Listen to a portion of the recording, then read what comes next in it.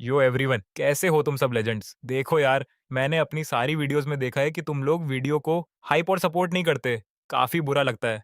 ऐसा मत करा करो यार। अगर व्यूज कम आएंगे तो नई वीडियोस बनाने का मोटिवेशन ही नहीं आता। इसीलिए थोड़ा हाइप और सपोर्ट कर दिया करो। किस्मत के एक अजीब खेल की वजह से एक इंटीमेट रात बिताने के बाद उस खड़ूस फीमेल सीईओ ने मेरे सामने दो ऑप्शंस रख दिए। पहला, हम शादी करेंगे और तू बनेगा हु फैमिली का घर जमाई, लेकिन सिर्फ नाम का। प्यार व्यार की उम्मीद मत रखना मुझसे। दूसरा, मैं तुझे एक मोटा अमाउंट दूंगी, बात यहीं रफा दफा, और ऐसा नाटक करेंगे जैसे कुछ हुआ ही नहीं। आज के बाद हम एक दूसरे के लिए अजनबी हैं। उसने मेरी तरफ एक कमीनी और ठंडी स्माइल के साथ देखा। मैंने बिना एक सेकंड गनवाए, बिना सोचे समझे सीधा दूसरा ऑप्शन चुना। मुझे तो बस माल चाहिए था, नगद कैश। उसने चौंक कर पूछा, तुझे थोड़ा सोचने की जरूरत नहीं है? मैंने कहा, कोई जरूरत नहीं है। वैसे भी हूँ फैमिली का घर जमाई बनने में ऐसा कौन सा तीर मार लेता मैं? दिन रात तेरे बिजनेस का झमेला संभालो, तेरे साथ दुनिया के सामने झूठी नौटंकी करो। ये तो सीधा सीधा पालतू जानवर बनाकर कैद करने जैसा है ना। मैं कोई बेवकूफ थोड़ा ही हूं। इससे तो 10,000 गुना बेहतर है कि पैसा जेब में डालूं, कोई ऐसी लड़की पटाऊं जो मुझसे सच्चा प्यार करे और अपनी मर्जी की लाइफ जियो। भाड़ में गया हूं फैमिली का घर जमाई बनने का टैग। उसके दिमाग में चला, अबे ये बंदा मेरी स्क्रिप्ट के हिसाब से रिएक्शन क्यों नहीं दे रहा? हमारे अमीर खानदानों के जितने भी रईसजादे हैं, वो सब मुझसे शादी करने के लिए मरे जा रहे हैं, और इसके मुंह से मेरा पति बनना ऐसा लग रहा है जैसे इसे उम्र कैद की सजा सुनाई जा रही हो। फिर उसने ताव में आकर पूछा, तो बोल, कितना पैसा चाहिए तुझे? मैंने भी टका सा जवाब दिया, ये तो इस बात पर डिपेंड करता है कि आप खुद, मैडम सीईओ हु, कितने पानी में हैं। हु न्योन सोचने लगी। अच्छा, तो इसका मतलब अगर मैंने कम बोली लगाई तो इसका मतलब होगा कि मेरी खुद की कोई वैल्यू नहीं है, यानी मैं कम पैसे नहीं दे सकती। बेटा, सन चू की आर्ट ऑफ वॉर की चालें मुझ पर चल रहा है। तेरी फूटी किस्मत। मैं हूं नियान सालों से बिजनेस की दुनिया में बॉस बनकर बैठी हूं। तेरे इस सस्ते जाल में नहीं फंसने वाली। वो एंड के बोली, मैंने सुना है होटल मैनेजर ने कमरे की गड़बड़ी के चक्कर में तुझे 5 मिलियन युआन का कंपनसेशन दिया था। तो चल, मैं भी तुझे 5 मिलियन ही दूंगी। मैंने हंस के कहा, मिस हु, गलत कमरा मिलना तो एक एक्सीडेंट था, लेकिन आपका क्या? आपने कमरे में बंदा देखा फिर भी उल्टे पांव नहीं भागी। मुझे तो पूरा शक है कि आपने यह सब जानबूझकर किया था। एक्सीडेंट की भरपाई 5 मिलियन थी, और जानबूझकर की गई हरकत के भी 5 मिलियन। ये कौन सा लॉजिक है? आप तो खुद अपनी ही वैल्यू गिरा रही हैं। वो बिफर के बोली, मिस्टर ली, पैसा तो तुझे भरपाई के तौर पर दे रही हूं, इसमें मेरी वैल्यू कम होने की बात कहां से आ गई? मैंने कहा, पूछने की बात है क्या? आपने होटल जितना ही रेट लगाया, जिससे साबित होता है कि आपके जमीर और आपकी खुद की वैल्यू बस उतनी ही है। अब खुद ही हिसाब लगा लीजिए कि आप इंसान के तौर पर कितने की हैं। हु नियान नियान का मुंह खुला का खुला रह गया। एक शब्द नहीं फूट रहा था उसके मुंह से। जब उसने देखा कि मैं इस भीख पर मानने वाला नहीं हूं, तो चिढ़कर बोली, तो फिर तू ही बता दे, कितना चाहिए तुझे? मैंने बिना किसी शर्म लिहाज के ठोक दिया, 15 मिलियन। हु नियान की आंखें फटी की फटी रह गईं। काफी देर तक सन्नाटे में रही। वो मन ही मन कुढ़ने लगी। पैसे तो मैं चुटकी बजाकर दे सकती हूँ, लेकिन दिल में बड़ी मिर्ची लग रही है यार। इस साले की आंखों में सिर्फ पैसा ही पैसा दिख रहा है, और मेरे जैसे इंसान की इसके सामने फूटी कौड़ी की कीमत नहीं है। वो अकड़ के बोली, ज्यादा से ज्यादा 8 मिलियन दूंगी। मैंने सीधे ताना मारा, 8 मिलियन? ए मैडम, किसी भिखारी को भीख दे रही है क्या? तो फिर तुझे कितना चाहिए बे? एक बार में समझ नहीं आता? बोल दिया ना, 15 मिलियन। एक फूटी कौड़ी कम नहीं लूंगा। ये बहुत ज्यादा है। ज्यादा कैसे है? आपके लिए 15 मिलियन तो ऊंट के मुंह में जीरे जैसा है। और कल रात जो हुआ वो हादसा था, और सच कहूं तो विक्टिम मैं भी हूं। वो चिल्लाई, तुझ जैसा हट्टा कट्टा विक्टिम क्या मैंने तुझे घसीट के कमरे में डाला था या जबरदस्ती की थी? गलत कमरे में तू खुद अपनी मर्जी से घुसा था, खुद आगे बढ़ा था, और खुद ही प्रोएक्टिव होकर। हुनियान ने चिढ़कर मेरी बात बीच में ही काट दी। बस कर, बस कर, चुप हो जा नीच इंसान। 12 मिलियन ले और दफा हो। मैंने आराम से सिर हिलाया। 14 मिलियन। वो भड़क गई। अभी 2 मिनट पहले तो तू 15 मिलियन से 1 टका कम न करने की कसम खा रहा था, अब 14 मिलियन पर कैसे आ गया? मैंने कहा, आप भी तो अभी 8 मिलियन बोल रही थी, 12 पर कैसे आई? हम दोनों बार्गेनिंग ही तो कर रहे हैं मैडम। अगर आपको मेरा दाम घटाना पसंद नहीं आ रहा तो आप अपना रेट और बढ़ा लो। हून यानन ने अपनी भड़ास दबाते हुए लंबी सांस ली। 12.5 मिलियन। मैंने चुटकी ली। मिस हूँ, आपको सच में लगता है कि 50,000 बढ़ाकर आप बहुत बड़ी दानी लग रही हैं? 13 मिलियन। वो चिढ़कर बोली, 13 मिलियन। टन। किस नल्ले को पता था कि इतनी बड़ी चतुर शिकारी आज खुद एक जंगली हंस के हाथों छूना खा जाएगी। कॉलेज से ताजा ताजा निकले एक लौंडे ने आज उसकी बत्ती गुल कर दी थी। उसने झटपट अपना फोन निकाला और खटाखट पैसे ट्रांसफर कर दिए और चिढ़ में नोट में लिखा, कंपनसेशन। काम होते ही वो तुरंत खड़ी हुई और हवा की तरह निकल गई। जैसे मेरे पास 1 सेकंड और रुकती तो उसका दम घुट जाता। मैं और मेरा जिगरी दोस्त जी शियाओरान यूजिंग पवेलियन से बाहर निकले। रास्ते में उसने उत्सुक होकर पूछा, और बता ली चेन, तेरी उस हु नियान नियान से क्या बात हुई? मैंने उसे हु नियान नियान के दोनों घटिया ऑप्शंस मजे ले लेकर सुनाए और आखिर में शांति से बोला, मैंने दूसरा ऑप्शन चुना। जी शियाओ रान के तो तोते उड़ गए। अबे साले, दिमाग सठिया गया है क्या तेरा? हु नियान नियान देश की टॉप की धाकड़ सीईओ है। हु कॉरपोरेशन का डंका देश में ही नहीं, विदेश में भी बजता है। तूने हु फैमिली का घर जमाई बनने का ऑफर लात मार दिया। ऊपर से वो लड़की इतनी भयानक खूबसूरत है। बेवकूफ, तूने अपने कंट्रोल को कैसे बनाए रखा? मैंने ज्ञान झाड़ा। अबे घर जमाई बनने में क्या रखा है? नाम बड़े और दर्शन छोटे, लेकिन पैसा अलग चीज है। एक बार बैंक बैलेंस में आ गया ना, तो जब तक खुद ना उड़ाओ वो कहीं नहीं भागता। उसने ताली मारी। बात तो तूने पते की कही, लेकिन ये बता, तेरा तो हु कॉरपोरेशन में सिलेक्शन हो चुका है, तो क्या तू अब भी वहां जॉब करने जाएगा? मैंने सीना ठोक के कहा, अबे बिल्कुल जाऊंगा। क्यों ना जाऊं? अपनी काबिलियत से जॉब निकाली है मैंने। कम से कम प्रोबेशन पीरियड तो पूरा करूंगा ही, ताकि अपने सीवी में छाती ठोक के लिख सकूं, हु कॉरपोरेशन में काम किया है। पूरी मार्केट में भौकाल जम जाएगा।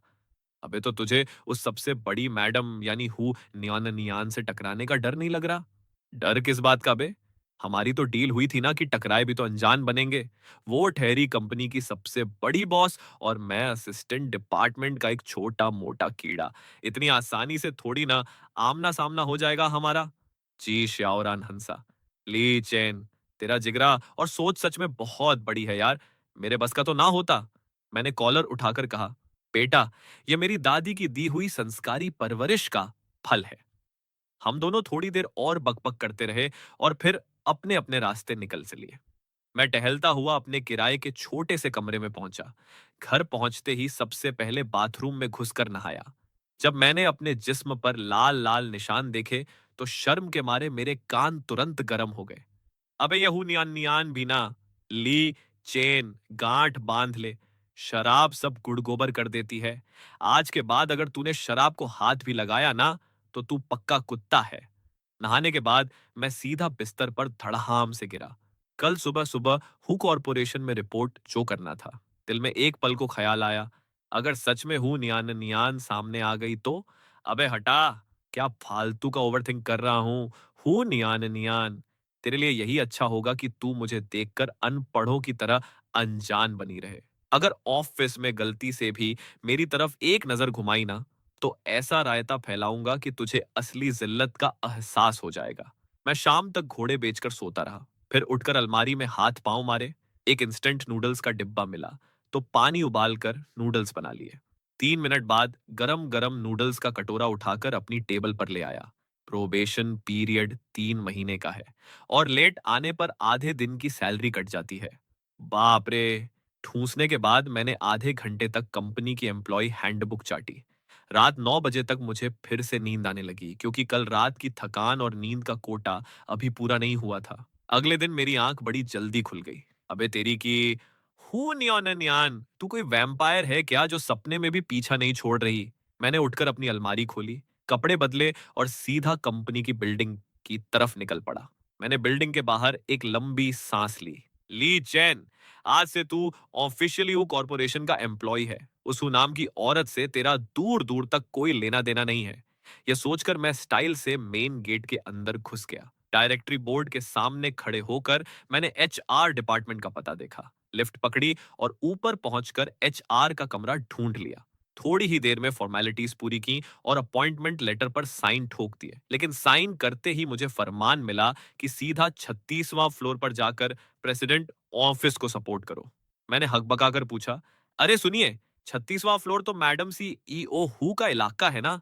एचआर वाले ने कहा, हाँ बिल्कुल, यह भर्ती असल में सीईओ हु के सेक्रेटरी डिपार्टमेंट के लिए ही हुई थी। अबे साला सत्यानाश, मैं हु न्यान न्यान का सेक्रेटरी कैसे बन गया बे?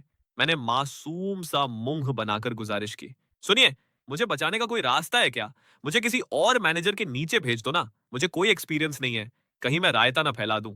एचआर वाला आंखें तरेर कर बोला, अबे तुझे पता भी है कितने लोग प्रेसिडेंट ऑफिस में घुसने के लिए एक दूसरे का खून बहाने को तैयार रहते हैं, और तू यहाँ नखरे दिखा रहा है।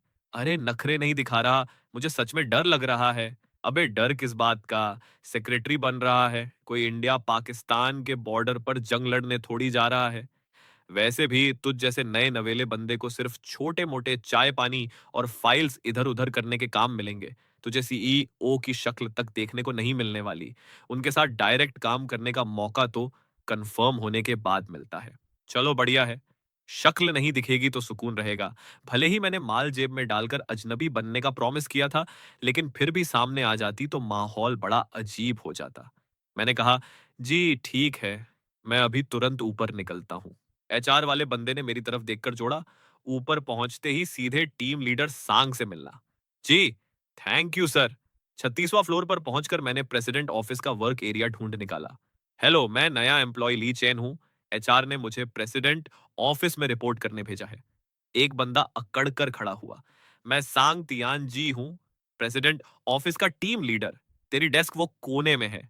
मैं अपनी डेस्क पर जाकर बैठा ही था कि सांग तियान जी फाइल्स का एक पहाड़ उठाकर मेरी टेबल पर पटक गया। यह प्रेसिडेंट ऑफिस के रूल्स और सावधानियों की बुकलेट है। इसे ध्यान से चाट ले और इस फाइल्स के ढेर को डेट के हिसाब से अलग अलग छांट कर रख। वो थोड़ा रुका और रोबदार आवाज में ज्ञान पेलने लगा। और सुन, नए नवेले हो तो दिन भर काम चोरी करने के सपने मत देखना। ईमानदारी और ध्यान से काम कर।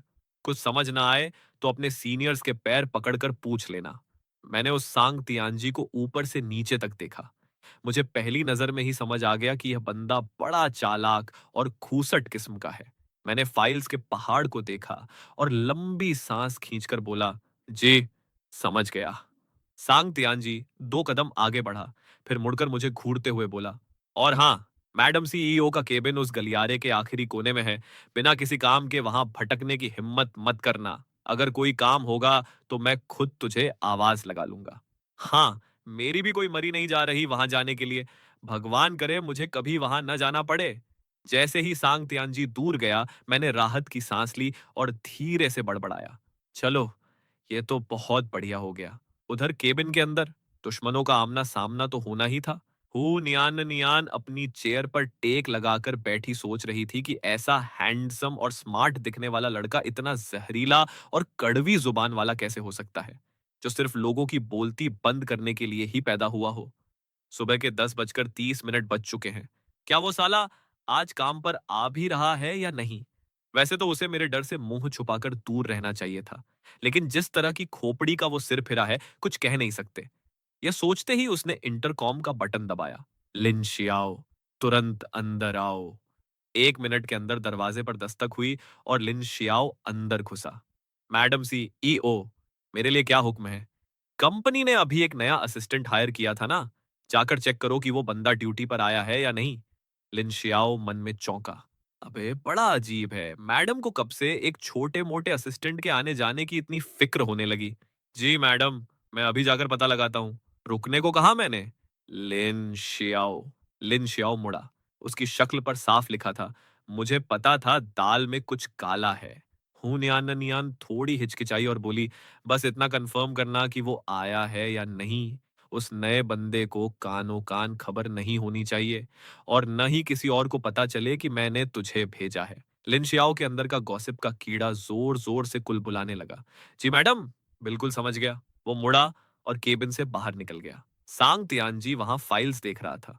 जैसे ही उसने लिन शियाओ को आते देखा, तुरंत दुम हिलाता हुआ आगे बढ़ा। अरे लिन साहब, आप यहाँ कैसे? कोई खास काम था क्या मेरे लिए? कुछ खास नहीं, बस ये पूछने आया था कि वो नया असिस्टेंट काम पर आया या नहीं। अगर नहीं आया तो एचआर को दूसरा बंदा देखना पड़ेगा। सांग त्यानजी मन में सोचने लगा, अबे ये नया असिस्टेंट आया या मरा, इससे इस लिन शियाओ को क्या लेना देना। वो मुंह बनाकर बोला, हाँ आ गया है वो, सुबह ऑनर बोर्डिंग पूरी करके प्रेसिडेंट ऑफिस में ही सड़ रहा है। लिन शियाओ ने सिर हिलाया, चलो बढ़िया, फिर कोई बात नहीं। इतना कहकर वो तुरंत वहां से रफू चक्कर हो गया। सांग त्यानजी उसकी जाती हुई पीठ को घूरता रहा और मन ही मन राहत की सांस ली। पहले तो उसे लगा कि नए लड़के की कोई बहुत बड़ी पहुंच है, जो असिस्टेंट लिन खुद पूछने आया। लेकिन बाद में लगा कि यह तो बस नॉर्मल हाजिरी चेक करने आया था। सांग त्यानजी ने सोचा, अगर साले की कोई बड़ी सिफारिश होती तो सुबह मैंने जिस रूखेपन से उसे भगाया था और कैंटीन का कार्ड तक नहीं दिया था, वो अब तक मेरी लंका लगा चुका होता। वो वापस अपनी कुर्सी पर जा बैठा और फाइल्स पलटने लगा। आखिर टीम लीडर होने के नाते नए बंदों को दबाकर रखना ही तो उसका पुराना स्टाइल था। नए लड़कों को कभी सीधी उंगली से घी नहीं देना चाहिए, वरना वो सिर पर चढ़ने लगते हैं। शुरुआत में ही एक करारा झटका दे दो, ताकि उन्हें पता रहे कि यहाँ का बॉस कौन है। लिन शियाओ ने केबिन में जाकर रिपोर्ट दी, मैडम सीईओ, नया असिस्टेंट काम पर हाजिरी दे चुका है। हु नियॉन ने ठंडे अंदाज में कहा। ठीक है, जाओ अपना काम करो। वो मन ही मन मुस्कुराई। बड़ा आया, कल तो मेरे सामने 15 मिलियन के लिए ऐसे मोल भाव कर रहा था जैसे बहुत बड़ा शहंशाह हो, और आज देखो कैसे भीगी बिल्ली बनकर नौकरों की तरह टेबल पर बैठा है। इधर मैं पूरे ध्यान से प्रेसिडेंट ऑफिस की वो पकाऊ बुकलेट पढ़ रहा था कि अचानक ऑफिस में चहल पहल और शोर मच गया। अबे चलो, लंच का टाइम हो गया, खाना खाने चलते हैं। मेरे पास बैठी एक एम्प्लॉय बोली, हमारे डिपार्टमेंट में लोग ज्यादा हैं, इसलिए कैंटीन जाने की शिफ्ट बंटी हुई है। रोज 11:50 पर नीचे पहुंच जाना। मैंने मुस्कुराकर कहा, थैंक यू, मेरा नाम ली चेन है, मैं आज ही आया हूँ। उसने हाथ मिलाया, मैं रेन लेई हूँ, मुझे 3 महीने हो गए यहाँ, और अभी कुछ दिन पहले ही पक्का कॉन्ट्रैक्ट साइन हुआ है। मैंने पूछा, अरे सुन, मेरे पास तो कैंटीन का कार्ड ही नहीं है, मैं कैसे खाना खाऊं? उसने बताया, उस खूसट टीम लीडर सांग से जाकर टेम्परेरी कार्ड मांग ले। जब तेरा असली आईडी कार्ड आ जाएगा तो उसी से सब काम हो जाएगा। सांग तियानजी वहीं से बाहर निकलने ही वाला था। मैंने आवाज दी, टीम लीडर सांग, मेरे पास मील कार्ड नहीं है, मुझे पता चला कि टेम्परेरी कार्ड आपसे मिलेगा। सांग तियानजी ने बहुत ही अनमने मन से दराज खोली और कार्ड फेंकते हुए बोला, जब असली कार्ड मिल जाए तो इसे तुरंत वापस कर देना। जी, समझ गया। सांग तियानजी मुंह बनाकर निकल गया। रेन लई बुदबुदाया, साला कमीना, जब मैं नया आया था तब इसने मुझे टेम्परेरी कार्ड के बारे में बताया तक नहीं था। मुझे कई दिनों तक बाहर जाकर खाना पड़ा था। मैंने कहा, अबे वो टीम लीडर है, ऐसी घटिया हरकतें कैसे कर सकता है? अबे उसकी साली एचआर की डिप्टी मैनेजर है, इसीलिए उसके अंदर इतना एटीट्यूड भरा रहता है। सच बताऊं तो चमचों को छोड़कर बाकी सब उससे नफरत करते हैं। देख ली चैन, ये बात बाहर मत फैलाना। तू मुझे नया और सीधा बंदा लगा, इसलिए बता दिया। मैंने हंसकर कहा, अरे बेफिक्र रह, मेरे पेट में बातें पच जाती हैं। चल फिर, तुझे कैंटीन की सैर करा लाता हूँ। बहुत बहुत शुक्रिया। रास्ते भर रेन लेई मुझे कंपनी के अंदर की पॉलिटिक्स के बारे में समझाता रहा, जिसके लिए मैं मन ही मन उसका शुक्रगुजार था। कैंटीन में खाना खाते हुए मैं सोच रहा था कि इस हु कॉरपोरेशन का मैनेजमेंट भी कोई दूध का धुला नहीं है। जब हु नियान नियान के चेले छपाटे इस घटिया लेवल के हैं। लेकिन यह बात भी तय थी कि सांग तियानजी जैसे दो मुंहे सांप हु नियान नियान के सामने तो पूंछ हिलाते होंगे और चापलूसी की सारी हदें पार कर देते होंगे। खाना खाकर डिपार्टमेंट में वापस आकर मैं पैंट्री में पानी पीने जाने लगा। लेकिन जैसे ही मैंने कदम आगे बढ़ाया, एक फीमेल कलीग ने सीधा अपना खाली कप मेरे मुंह पर तान दिया। जा ही रहा है तो मेरे लिए भी ले आ। शक्ल से तो बड़ा साफ सुथरा और सीधा दिखता है रे तू। उसके मुंह से इतनी बदतमीजी और अकड़ से भरा लहजा इतनी आसानी से कैसे निकल रहा था बे? तभी एक और बंदा चिल्लाया, मेरे लिए भी एक कप भर लाना। मुझे नया बंदा देखकर इन लोगों ने मुझे अपना फ्री का नौकर समझ लिया था। ये तो सीधे सीधे नए बंदे की बुलिंग थी। रेनले का चेहरा गुस्से से लाल हो गया। वो मेरे लिए स्टैंड लेने ही वाला था, लेकिन मैं नहीं चाहता था कि मेरी वजह से उसका कोई नुकसान हो या वो इन लोगों से दुश्मनी ले। मेरी बात अलग थी भाई। जब 13 मिलियन जेब में पड़े हों तो दिल में किसी का बाप भी डर पैदा नहीं कर सकता। मैंने सीधे मुंह पर बजाया, ए जनाब और मैडमों, आज मेरा ऑफिस में पहला दिन है, तुम्हारी दाई या नौकर का पहला दिन नहीं। क्या तुम लोगों के हाथ पांव में लकवा मार गया है या अपाहिज हो चुके हो तुम सब? खुद से एक गिलास पानी भरकर पीने की औकात नहीं बची क्या तुम लोगों की? उस औरत की शक्ल का रंग ही उड़ गया। वो चिल्लाई, अबे ओए नए लड़के, एक कप पानी मांगने में तेरा क्या चला गया बे? मैंने हंसकर कहा, गलत कुछ नहीं है मैडम, बस मुझे यह जानने की बीमारी है कि जब आपके हाथ पांव सही सलामत हैं तो अपना गंदा कप मेरे मुंह पर क्यों तान रही हैं? क्या आपके दिमाग में पानी भर गया है जो हाथ काम नहीं कर रहे? या आपकी चमड़ी इतनी ढीठ और बेशर्म हो चुकी है कि बेसिक तमीज भी भूल गई है? एक दूसरा बंदा कप हाथ में लिए कुर्राया, अबे ओए, बेशर्म और ढीठ किसको बोल रहा है बे तू? मैंने उसकी तरफ उंगली उठाई। तुझे ही बोल रहा हूं साले, कान में ढेंचू भरा है क्या? क्या मैं तेरा रिलेटिव लगता हूं जो मुझसे ऐसे काम करवा रहा है? आते ही मुंह पर कप ठोक दिया। एक एक्सक्यूज मी तक बोलने की तमीज नहीं है। तेरी माँ ने तुझे तमीज नहीं सिखाई क्या? या तुझे लगता है कि नया बंदा आया है तो तुम्हारे पैरों में गिरकर गुलामी करेगा? एक सीनियर चिढ़कर बोला, आजकल के नए लड़कों के तेवर तो देखो, हम सीनियर्स से भी ज्यादा नवाब बन रहे हैं। लोगों ने तो बस रास्ते में पानी लाने को कहा था, इसमें इतना बवंडर खड़ा करने की क्या जरूरत है? मैंने चीख कर कहा, रास्ते में? इसे रास्ते में लाना कहते हैं। चार चार कप्तान दिए हैं, मेरे पास दो ही हाथ हैं साले। ये मदद मांग रहे हो या मुझे अपना खानदानी नौकर बना रहे हो? एक काम करो ना, मैं आपके लिए स्पेशल चाय बनाकर लाता हूँ, साथ में स्नैक्स सजाता हूँ और पैर दबाते दबाते तुम्हें पिलाता हूँ, कैसा रहेगा? मैं यहाँ हूँ कॉरपोरेशन में जॉब करने आया हूँ, तुम लोगों की गुलामी करने नहीं। अगर चाय पानी पिलाने वाले नौकर चाहिए तो अपने घर जाओ और दाई रखो। कंपनी में आकर अपनी ऐसी घटिया और बेशर्म हरकतें मत फैलाओ। हु कॉरपोरेशन ने तुम्हें काम करने के पैसे दिए हैं, नए लड़कों पर अपनी नवाबियत झाड़ने के नहीं। तभी सांग त्यानजी प्रकट हुआ और गुर्राया, एक नया बंदा आकर सीनियर्स की रिस्पेक्ट नहीं कर रहा, कोई बात नहीं, 2-4 दिन में तुझे यहाँ के रूल्स अपने आप समझ आ जाएंगे। मैंने सीधे सांग त्यानजी की आंख में आंख डालकर कहा, रूल्स? कौन से रूल्स? इतनी देर से यहाँ इतना तमाशा हो रहा था तब तो तू बहरा बना बैठा था, और जैसे ही मैंने सीईओ का नाम लिया तू तुरंत हाजिर हो गया। तेरी इस फुर्ती को देखकर तो लगता है कि तुझे फायर ब्रिगेड में होना चाहिए था। यहाँ फालतू में अपनी प्रतिभा बर्बाद कर रहा है।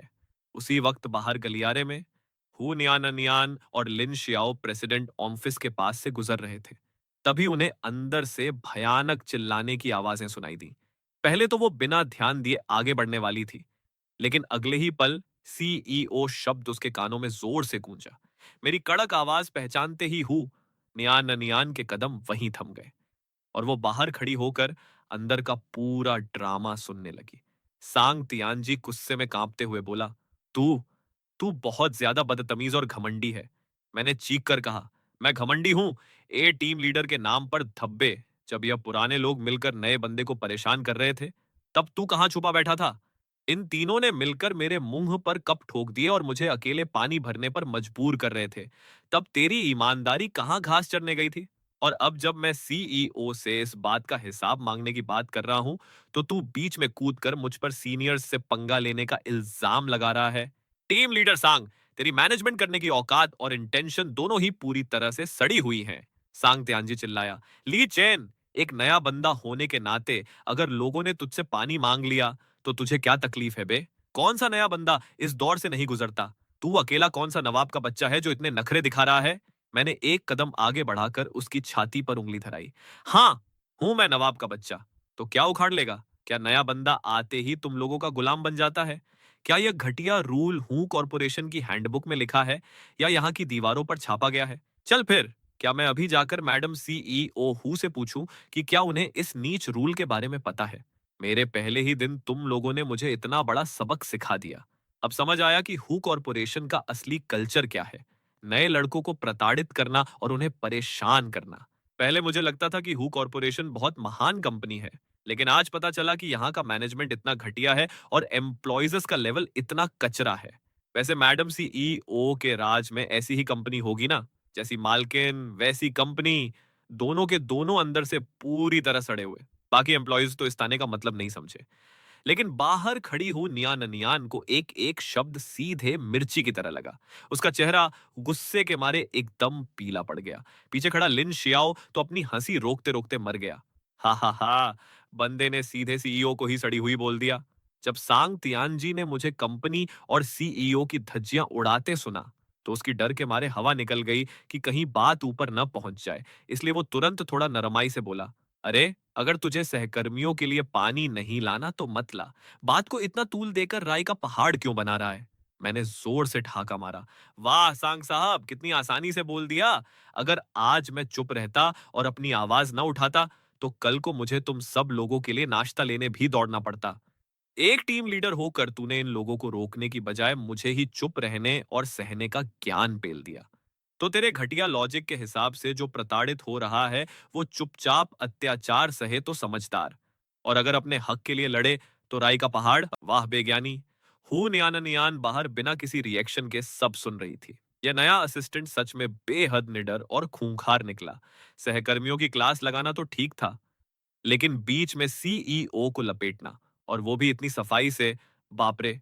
हुनियान नियान कुछ सेकंड तक चुपचाप खड़ी रही, फिर एटीट्यूड में अंदर दाखिल हुई। लिन शियाओ तुरंत उसके पीछे पीछे अंदर घुसा। मेरी पैनी नजर ने दरवाजे से दो लोगों को अंदर आते देखा, तो मैंने तुरंत सिर घुमाया। और भाई साहब, सिर्फ एक सेकंड के अंदर मेरा चेहरा ऐसे बदल गया जैसे मैं दुनिया का सबसे शरीफ, मेहनती और सीधा साधा एम्प्लॉय हूं न्यान न्यान की तीखी नजर सांग तियानजी पर जाकर टिकी। किस बात का तमाशा बना रखा है यहाँ? सांग तियानजी हकलाने लगा। अरे, अरे मैडम सीई, ओ कुछ नहीं, बस नए और पुराने एम्प्लॉयज के बीच एक छोटा सा मिसअंडरस्टैंडिंग हो गया था। छोटा सा मिसअंडरस्टैंडिंग? हु न्योनन्यान की आवाज इतनी ठंडी थी कि सांग तियानजी का चेहरा पीला पड़ गया। हु न्योनन्यान ने लिन शियाओ की तरफ देखा, और लिन शियाओ एक झटके में उसका इशारा समझ गया। लिन शियाओ आगे बढ़कर कड़क आवाज में बोला, टीम लीडर सांग, प्रेसिडेंट ऑफिस के वर्क फ्लो और अनुशासन की पूरी रिपोर्ट सुधार कर कल सुबह तक मेरे टेबल पर जमा करो। लिन शियाओ ने उन तीनों एम्प्लॉयज को घूरते हुए कहा, और अगर किसी को यहाँ हु कॉरपोरेशन में दादागिरी झाड़ने का शौक है, तो वो आज ही अपना इस्तीफा दे दे, वरना जब कंपनी लात मारकर निकालेगी तो मुंह दिखाने लायक नहीं रहोगे। उन तीनों की शक्लें नीली पीली पड़ गईं। मन ही मन पछता रहे थे कि इस सिर फिरे से पानी क्यों मांगा, लेकिन साथ ही सबके सामने बेइज्जत होने की वजह से मुझसे और सख्त नफरत करने लगे थे। हुन यान्यान ने मुझ पर एक तिरछी नजर डाली और मटकती हुई अपने केबिन की तरफ निकल गई। लिन शियाओ उसके पीछे गया, लेकिन जाने से पहले मुझे एक सैल्यूट मारने वाली और कौतूहल भरी नजर से देखा। मैंने रेन लेई से बड़े प्यार से कहा, अरे सुन, मैं पानी पीने जा रहा हूं, चलेगा क्या? चल साथ चलते हैं। रेन लेई आंखें फाड़कर बोला, ली चैन, तू क्या जहर बंदा है यार? क्या क्लास लगाई है तूने उनकी? मैंने कंधे उचकाए। अबे इसमें कौन सी बड़ी बात है? अबे सामने साक्षात मैडम सीईओ खड़ी थी, तुझे जरा भी डर नहीं लगा? मैंने तो मन ही मन सोचा, अबे मैंने तो उसके मुंह पर ही उसे सुना दिया, अब डर किस बात का? मैंने मुंह बनाकर कहा, अबे डरना क्यों? क्या मैंने कोई चोरी की है या गलत किया है? वैसे उन तीनों नमूनों के नाम और हिस्ट्री क्या है? रेनलेई ने फुसफुसाते हुए बताया, वो औरत लियू मेइली है, 2 साल से यहाँ है और टीम लीडर की चापलूसी करने में नंबर 1 है। वो मोटा सा बंदा काई मिंग शिंग है, 2.5 साल से है, लियू मेइली की ही बिरादरी का है, जिधर पलड़ा भारी उधर लुढ़क जाता है। और वो तीसरा जो डिंगजेन है, 4-5 साल से यहीं सड़ रहा है, कभी प्रमोशन मिला नहीं, अंदर से सड़ चुका है और बस नए लड़कों को परेशान करके अपनी पावर महसूस करता है। मैंने सिर हिलाया और तीनों के नाम अपने दिमाग के बही खाते में नोट कर लिए। यह तीनों सांग तियानजी के खास चमचे थे जो दिन रात उसकी चापलूसी करते थे, और सांग तियानजी को भी अपनी चापलूसी करवाना पसंद था, इसलिए हर मामले में उनका पक्ष लेता था। रेन लेई दुखी होकर बोला, जब मैं नया आया था तो इन्होंने मुझसे भी यह सब करवाया था। तब मेरी हिम्मत नहीं हुई और मैं 1 महीने तक सहता रहा। बाद में एक एम्प्लॉय ने मुझे चुपके से बताया कि नए बंदों को परेशान करना यहाँ का रोज का धंधा है। मैंने भौहें तानी, अबे तो कोई इनकी बैंड नहीं बजाता क्या? कौन बजाएगा? सांग तियानजी खुद टीम लीडर है, जब वही हरामखोरी को बढ़ावा दे रहा है तो कौन रोकेगा? ऊपर से वो तो खुद चाहता है कि नए लड़कों की अकड़ तोड़ दी जाए, ताकि वो उसकी पालतू बिल्ली बनकर रहे। पहले एक बंदे ने हिम्मत करके सांग तियानजी से शिकायत की थी। नतीजा क्या हुआ? सांग तियानजी ने उल्टे उसी को डांट दिया कि तेरे अंदर टीम वर्क और एकता की कमी है। वो बेचारा 2 महीने काम करके इस्तीफा देकर भाग गया। मैंने थूकते हुए कहा, तभी साले इतने शेर बनते हैं, पीछे सांग तियानजी का हाथ जो ठहरा। और नहीं तो क्या, लेकिन आज तूने जो तमाशा खड़ा किया है ना, उससे इनकी हवा निकल गई होगी। आखिर मैडम सीईओ ने खुद दखल दिया है, अब सांग तियान की भी हिम्मत नहीं होगी खुल्लम खुल्ला पंगा लेने की। चल, लंच टाइम खत्म होने वाला है, काम पर चलते हैं। ऑफिस में घुसते ही देखा कि लियू मेइली, काई मिंग शिंग और जू डिंगजेन तीनों आपस में सिर छोड़कर खुसर फुसर कर रहे थे। जैसे ही मैंने कदम रखा, तीनों की 6 आंखें एक साथ मुझ पर टिक गई। मैंने अपनी नजरें चुराने की बजाय सीना तान कर सीधा उनकी आंखों में आंखें डालकर घूरा। अबे, मुझसे नफरत करने वालों की दुनिया में कमी नहीं है। तुम तीनों टटपुंजियों की क्या औकात है मेरे सामने? उधर केबिन में हूं न्योनन्यान गुस्से में सोच रही थी। मुझे अंदाजा भी नहीं था कि प्रेसिडेंट ऑफिस का इतना कबाड़ा हो चुका है। नए बंदों को सताना, गुटबाजी करना, वर्क प्लेस पर दादागिरी। कोई ताज्जुब नहीं कि लोग यहाँ टिकते नहीं और नौकरी छोड़ भागते हैं।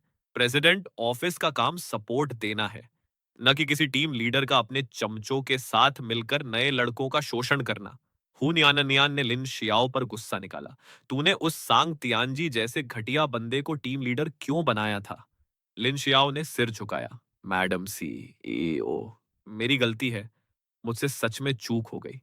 कुछ महीने पहले प्रोजेक्ट्स का इतना बोझ था और पुराना टीम लीडर भाग गया था। सांग तियानजी बहुत चिकनी चुपड़ी बातें करता था और ऊपर ऊपर से बड़ा वफादार दिखता था। ऊपर से उसकी साली एचआर की डिप्टी मैनेजर है। उसने बातों बातों में सिफारिश की थी तो मैंने बिना सोचे समझे इसे प्रमोट कर दिया। हूँ न्यान की भौहें तन गई। क्या तू उसकी साली के साथ गुलझर्रे उड़ा रहा है क्या? लिन शियाओ के पसीने छूट गए। नहीं नहीं मैडम, मीटिंग में बस ऐसे ही बात निकली थी। मुझे लगा किसी को भी बना दो, क्या फर्क पड़ता है? हूँ न्यान बोली। सांग तियानजी का काम तो बकवास है ही, उसका कैरेक्टर भी नीच है। लिन शियाओ बोला। मैडम, अगर वो आगे भी गुटबाजी करे तो उसे लात मारकर निकाल फेंकेंगे। हूँ न्यान ने खास ताकीद की। और खास ध्यान रखना, उस नए असिस्टेंट पर हाथ भी नहीं पड़ना चाहिए, उसे कोई सताने ना पाए। लिन शियाओ के दिमाग में घंटी बजी। अबे, दाल में कुछ काला नहीं, पूरी दाल ही काली है। मैडम, कब से किसी एम्प्लॉय, वो भी एक लड़के की इतनी चिंता करने लगी? उसने हिम्मत जुटाकर चुटकी ली। मैडम सीईओ, आप उस नए असिस्टेंट पर कुछ ज्यादा ही मेहरबान और स्पेशल ध्यान नहीं दे रही? हु न्योननियान एक पल को थमी, फिर चेहरे पर बर्फ सी ठंडक लाकर उसे घूरती हुई बोली। अपनी फालतू की उत्सुकता अपनी जेब में रख। जो काम दिया है वो शांति से कर, वरना अगर कोई गड़बड़ हुई तो तुझे सीधा अफ्रीका ब्रांच पार्सल कर दूंगी। लिन शियाओ ने चोरी छिपे देखा कि मैडम की जहरीली धमकी के बावजूद उनके होठों पर एक हल्की सी मुस्कान तैर गई थी। लिन शियाओ का दिमाग नाच उठा। अबे, मैडम ने मना नहीं किया, सच में मना नहीं किया। हा हा हा, हमारी कड़क सीईओ का दिल किसी लड़के पर आ चुका है। मुझे लगता था कि इन्हें मर्दों से सख्त नफरत है, लेकिन मैडम तो चुपके से अपना मजनू ढूंढ चुकी हैं। ये ब्रेकिंग न्यूज है तो तुरंत चेयरमैन साहब के कानों तक पहुंचानी पड़ेगी। President office team leader song, मैंने सारे डॉक्यूमेंट्स छांट दिए हैं। सोंग तियानजी ने मेरी तरफ देखा और बोला, टेबल पर रखते। मैंने एकदम रोबोट की तरह बिना किसी इमोशन के डॉक्यूमेंट्स टेबल पर पटके और बोला, टीम लीडर सोंग, एचआर से मैसेज आया है कि एम्प्लॉय कार्ड बांटे जा रहे हैं, छुट्टी का टाइम भी हो ही गया है, तो क्या मैं अपना कार्ड लेने निकल जाऊं? उसने बस कहा, हूं, हाथ में अपना चमकता हुआ कार्ड थामे। जैसे ही मैं लिफ्ट से बाहर निकला, सामने से आती हुई हुआओ नियान नियान से टकरा गया। जैसे ही मैं एकदम अनजान बनकर बगल से कटने ही वाला था, ली चैन, तू सच में ऐसा नाटक कर रहा है जैसे मुझे जानता ही नहीं। मैंने अपनी आंखें ऊपर मटका दी। अरे मैडम, क्या मैं आपके दूसरे प्रपोजल की शर्त पूरी नहीं कर रहा? अब क्या हुआ? इरादा बदल गया क्या? पहले ही बता रहा हूं, पैसे तो मैं वापस बिल्कुल नहीं करने वाला। मेरी इस पैसों की भूख को देखकर हुआओ नियान नियान की हंसी छूट गई। मैंने कब कहा कि पैसे वापस कर? मुझे तो बस लगा कि जब तू हुआओ कॉरपोरेशन में ही काम करता है तो यूं हमेशा अनजान बनने की नौटंकी बड़ी अजीब लगती है। आगे से नॉर्मल तरीके से हेलो हाय कर लिया कर। और उसकी ये कातिलाना स्माइल सीधा असिस्टेंट रूम से बाहर निकल रहे लिन शियाओ की आंखों में जा फंसी। लिन शियाओ तो वहीं का वहीं पत्थर बन गया। हमारी खूंखार सीईओ साहिबा मुस्कुराई, और वो भी इतनी गजब की बत्तीसी दिखाकर। वो तुरंत दबे पांव वापस ऑफिस में खिसक गया और बिजली की रफ्तार से फोन निकालकर चेयरमैन हुआओ लानक्सीन को कॉल ठोक दिया। चेयरमैन साहिबा, मैं लिन शियाओ बोल रहा हूँ, एक बहुत बड़ा धमाका है। हमारी सीईओ मैडम की लाइफ में लगता है कोई रोमांटिक ट्विस्ट आ गया है। चेयरमैन जी, आपने देखा नहीं, मैडम आज इतनी प्यार से मुस्कुराई है ना। मैं इतने सालों से उनके साथ काम कर रहा हूँ, लेकिन ऐसा जलवा पहली बार देखा है। क्या नाम है उस लौंडे का? उम्र कितनी है? कौन सी यूनिवर्सिटी से पढ़ा है? दिखने में कैसा है? और उसका नेचर कैसा है रे? नेचर? अब कैसे बताऊं? आज ऑफिस में उसने अकेले ही टीम लीडर और 3 सीनियर चमचों की ऐसी बोलती बंद की कि सब पानी मांगने लगे। जबान इतनी तेज चलाता है कि कोई उसे हल्के में लेने की भूल नहीं कर सकता। हा हा, बहुत बढ़िया, बहुत ही उम्दा। लिन शियाओ, मेरी तरफ से उस लड़के पर पूरी नजर रख। ऑफिस के वो अंधे उल्लू के पट्टे मेरे होने वाले दामाद को परेशान न करने पाए। आप बेफिक्र रहिए चेयरमैन जी। सीईओ मैडम ने तो मुझे पहले ही हुक्म दे दिया है कि उस लड़के का खास ख्याल रखा जाए। तब तो मजा ही आ गया। लगता है आखिरकार हमारी नियान नियान को कोई पसंद आ ही गया। मुझे तो लगा था कि उस बेवफा धोखेबाज की वजह से मेरी बेटी का शादी से विश्वास ही उठ गया है। अब जाके किसी ने उसके चेहरे पर हंसी लौट आई है। अब एक माँ होने के नाते मैं उसके रास्ते का कांटा तो बिल्कुल नहीं बनूंगी। लेकिन अब अपनी बेटी की सेटिंग कैसे कराऊं? खुद बीच में कूदी तो काम बिगड़ जाएगा। वो अपनी इज्जत की बड़ी पक्की है। पता चला तो बवाल काट देगी। छुपके से कोई चाल चलूं? ना बाबा ना। लौंडा श्योर शॉट तेज तर्रार लगता है। ज्यादा उंगली की तो दांव उल्टा पड़ जाएगा। हाँ, कंपनी से ही खेल शुरू करती हूँ। मेरा भावी दामाद प्रेसिडेंट ऑफिस में काम करता है, मतलब मौकों की कोई कमी नहीं। मैं चेयरमैन बनकर इंस्पेक्शन के बहाने 2-4 चक्कर मारूंगी तो जान पहचान तो हो ही जाएगी। फिर धीरे धीरे दूरियां मिटाऊंगी और बहती गंगा में हाथ धोकर इन बच्चों की जोड़ी जमा दूंगी। एकदम परफेक्ट। ओल्ड जाओ, अगले बुधवार के मेरे सारे प्लान कैंसिल कर दे। मुझे कंपनी के डिपार्टमेंट्स का इंस्पेक्शन करने जाना है। इधर कॉरिडोर में हुआओ नियान नियान की बात सुनते ही मैं एकदम सावधान की मुद्रा में खड़ा हो गया और बिना किसी एक्सप्रेशन के चिल्लाया, नमस्ते सीईओ हुआओ। फिर थोड़ा सिर टेढ़ा करके उसे घूरते हुए बोला, अब ठीक है? काफी नॉर्मल लगा? या थोड़ा झुककर साष्टांग प्रणाम भी ठोकूं? तेरी सगाई तोड़ने के मैटर का क्या हुआ? कहां तक पहुंची बात? कुछ चिंग बोल रहा था कि सेट कर रहा है। बस न्यूज का वेट करने को कहा है। तो वेट कर फिर। अगर वो काम नहीं कर पाया तो वैसे भी तेरे हाथ में उसका उद्धारी का पर्चा तो है ही। डर किस बात का है? सब सही हो जाएगा। वैसे उसने कुछ किया भी या नहीं? चल, आज मेरे साथ बाहर खाना खाने। अरे ना बाबा ना, बाहर खाने के नाम से ही मुझे ट्रॉमा हो जाता है। घर जाकर चादर तान के सोऊंगा तो ज्यादा शांति मिलेगी। ठीक है फिर, जल्दी जाके आराम कर। ये सुनते ही मैं पैरों में तेल लगाकर रफू चक्कर हो गया। शुक्र है, काम का पहला दिन फाइनली कट गया। अब सीन शिफ्ट होता है चेनफेंग ग्रुप के सीईओ के चमचमाते ऑफिस में। सीईओ साहब, मिस्टर जी और मिस झाओ की जो फाइलें आपने मांगी थी, वो ये रही। मिस्टर जी और झाओ सीसी की सगाई सिर्फ दोनों कंपनियों के बिजनेस फायदे के लिए हुई है। आपस में कोई प्यार व्यार नहीं है। और तो और, जाओ सीसी मैडम बाहर एक से ज्यादा मर्दों के साथ रंगरलियां मना रही हैं। लीगल डिपार्टमेंट से कहो कि चेक करें, क्या हमारी कंपनी का इन दोनों परिवारों से कोई बिजनेस कनेक्शन है। और लगे हाथ ये भी देख लें कि ये लोग कहीं कोई गैर कानूनी या झोल झाल वाला काम तो नहीं कर रहे। असिस्टेंट ने सिर हिलाया और दबे पांव बाहर निकल गया। उधर मैं घर लौटते वक्त सीधा सब्जी मंडी में घुसा। दिन भर मजदूरी करने के बाद अपने थके हारे शरीर को एक नंबर का मस्त खाना खिलाना तो बनता ही था। पैसा होने का यही तो मजा है, जो मन करे वो पे लो। दादी, मैं ली चेन बोल रहा हूँ। कैसा रहा काम का पहला दिन मेरे पोते? थक तो नहीं गया? अरे एकदम नॉर्मल था दादी। ऑफिस का काम कौन सा कुदाल चलाने वाला होता है। चलो बढ़िया है। वैसे इस वीकेंड घर आ रहा है ना? और क्या दादी, भला अपने घर आने से कोई मना करता है क्या? तो फिर तेरी दादी तेरे लिए तेरी पसंद की सारी डिश बनाकर तेरा इंतजार करेगी। दादी, फालतू में अपनी जान मत खपाओ। रोज रोज टूरिस्टों की खातिरदारी करके वैसे ही थक जाती होगी। अरे खाक थकती हूँ। तू तो जानता ही है अपनी दादी का फार्म हाउस लॉज। सब शहर के रईस लोग गाड़ियां लेकर आराम फरमाने आते हैं। दादी तो बस दोपहर के टाइम बिजी रहती है। वीकेंड पर वैसे ही भीड़ रहती है। मेरे लिए अलग से चूल्हा जलाने का नाटक मत करना। मैं खुद इस वीकेंड आकर आपका हाथ बटाऊंगा। चल ठीक है। खाना वाना खाया कि नहीं?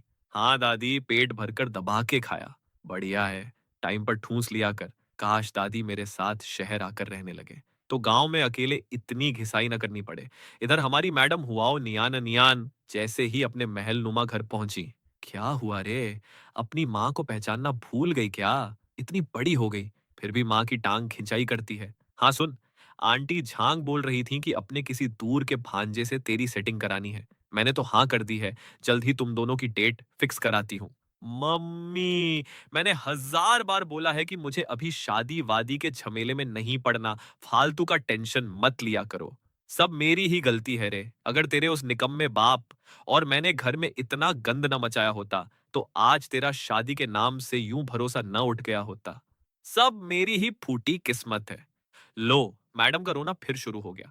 मम्मी हमेशा यही इमोशनल अत्याचार वाला कार्ड खेलती हैं और बेवकूफों की तरह मैं हर बार पिघल जाती हूँ।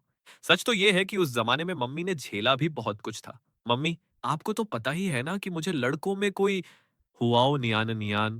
बोलते बोलते अचानक रुक गई। अरे रुक, मैंने अभी कल ही तो ली चेन को शादी का प्रपोजल दिया था, लेकिन उस लालची की औलाद ने बिना एक सेकंड सोचे पैसों को चुन लिया। साला कितना चिड़चिड़ा है। पर अजीब बात यह है कि मुझे उसकी यही आदत और मस्त लगी। ऐसा क्यों? कम से कम वो सिर्फ पैसे का भूखा है, खूबसूरती का नहीं।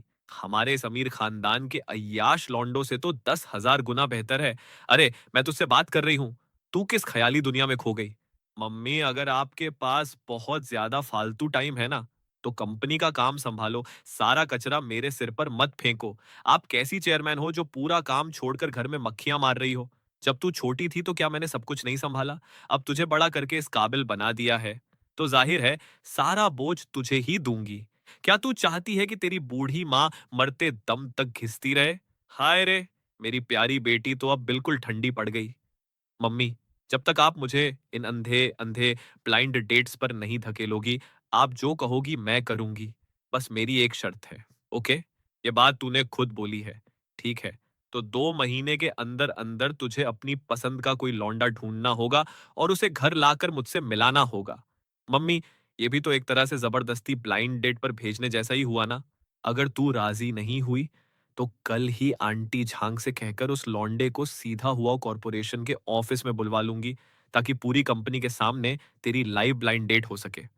हुआओ नियान नियान ने मन ही मन उस नजारे की कल्पना की। आंटी झांग एक अनजान नौसिखिए को लेकर हुआओ कॉर्पोरेशन में सीना चौड़ा करके घूम रही हैं और पूरी कंपनी तमाशा देख रही है। सोचकर ही उसके रोंगटे खड़े हो गए। उसने तुरंत घुटने टेक दिए। ठीक है, 2 महीने के अंदर अपनी पसंद का बंदा घर लाकर खड़ा कर दूंगी।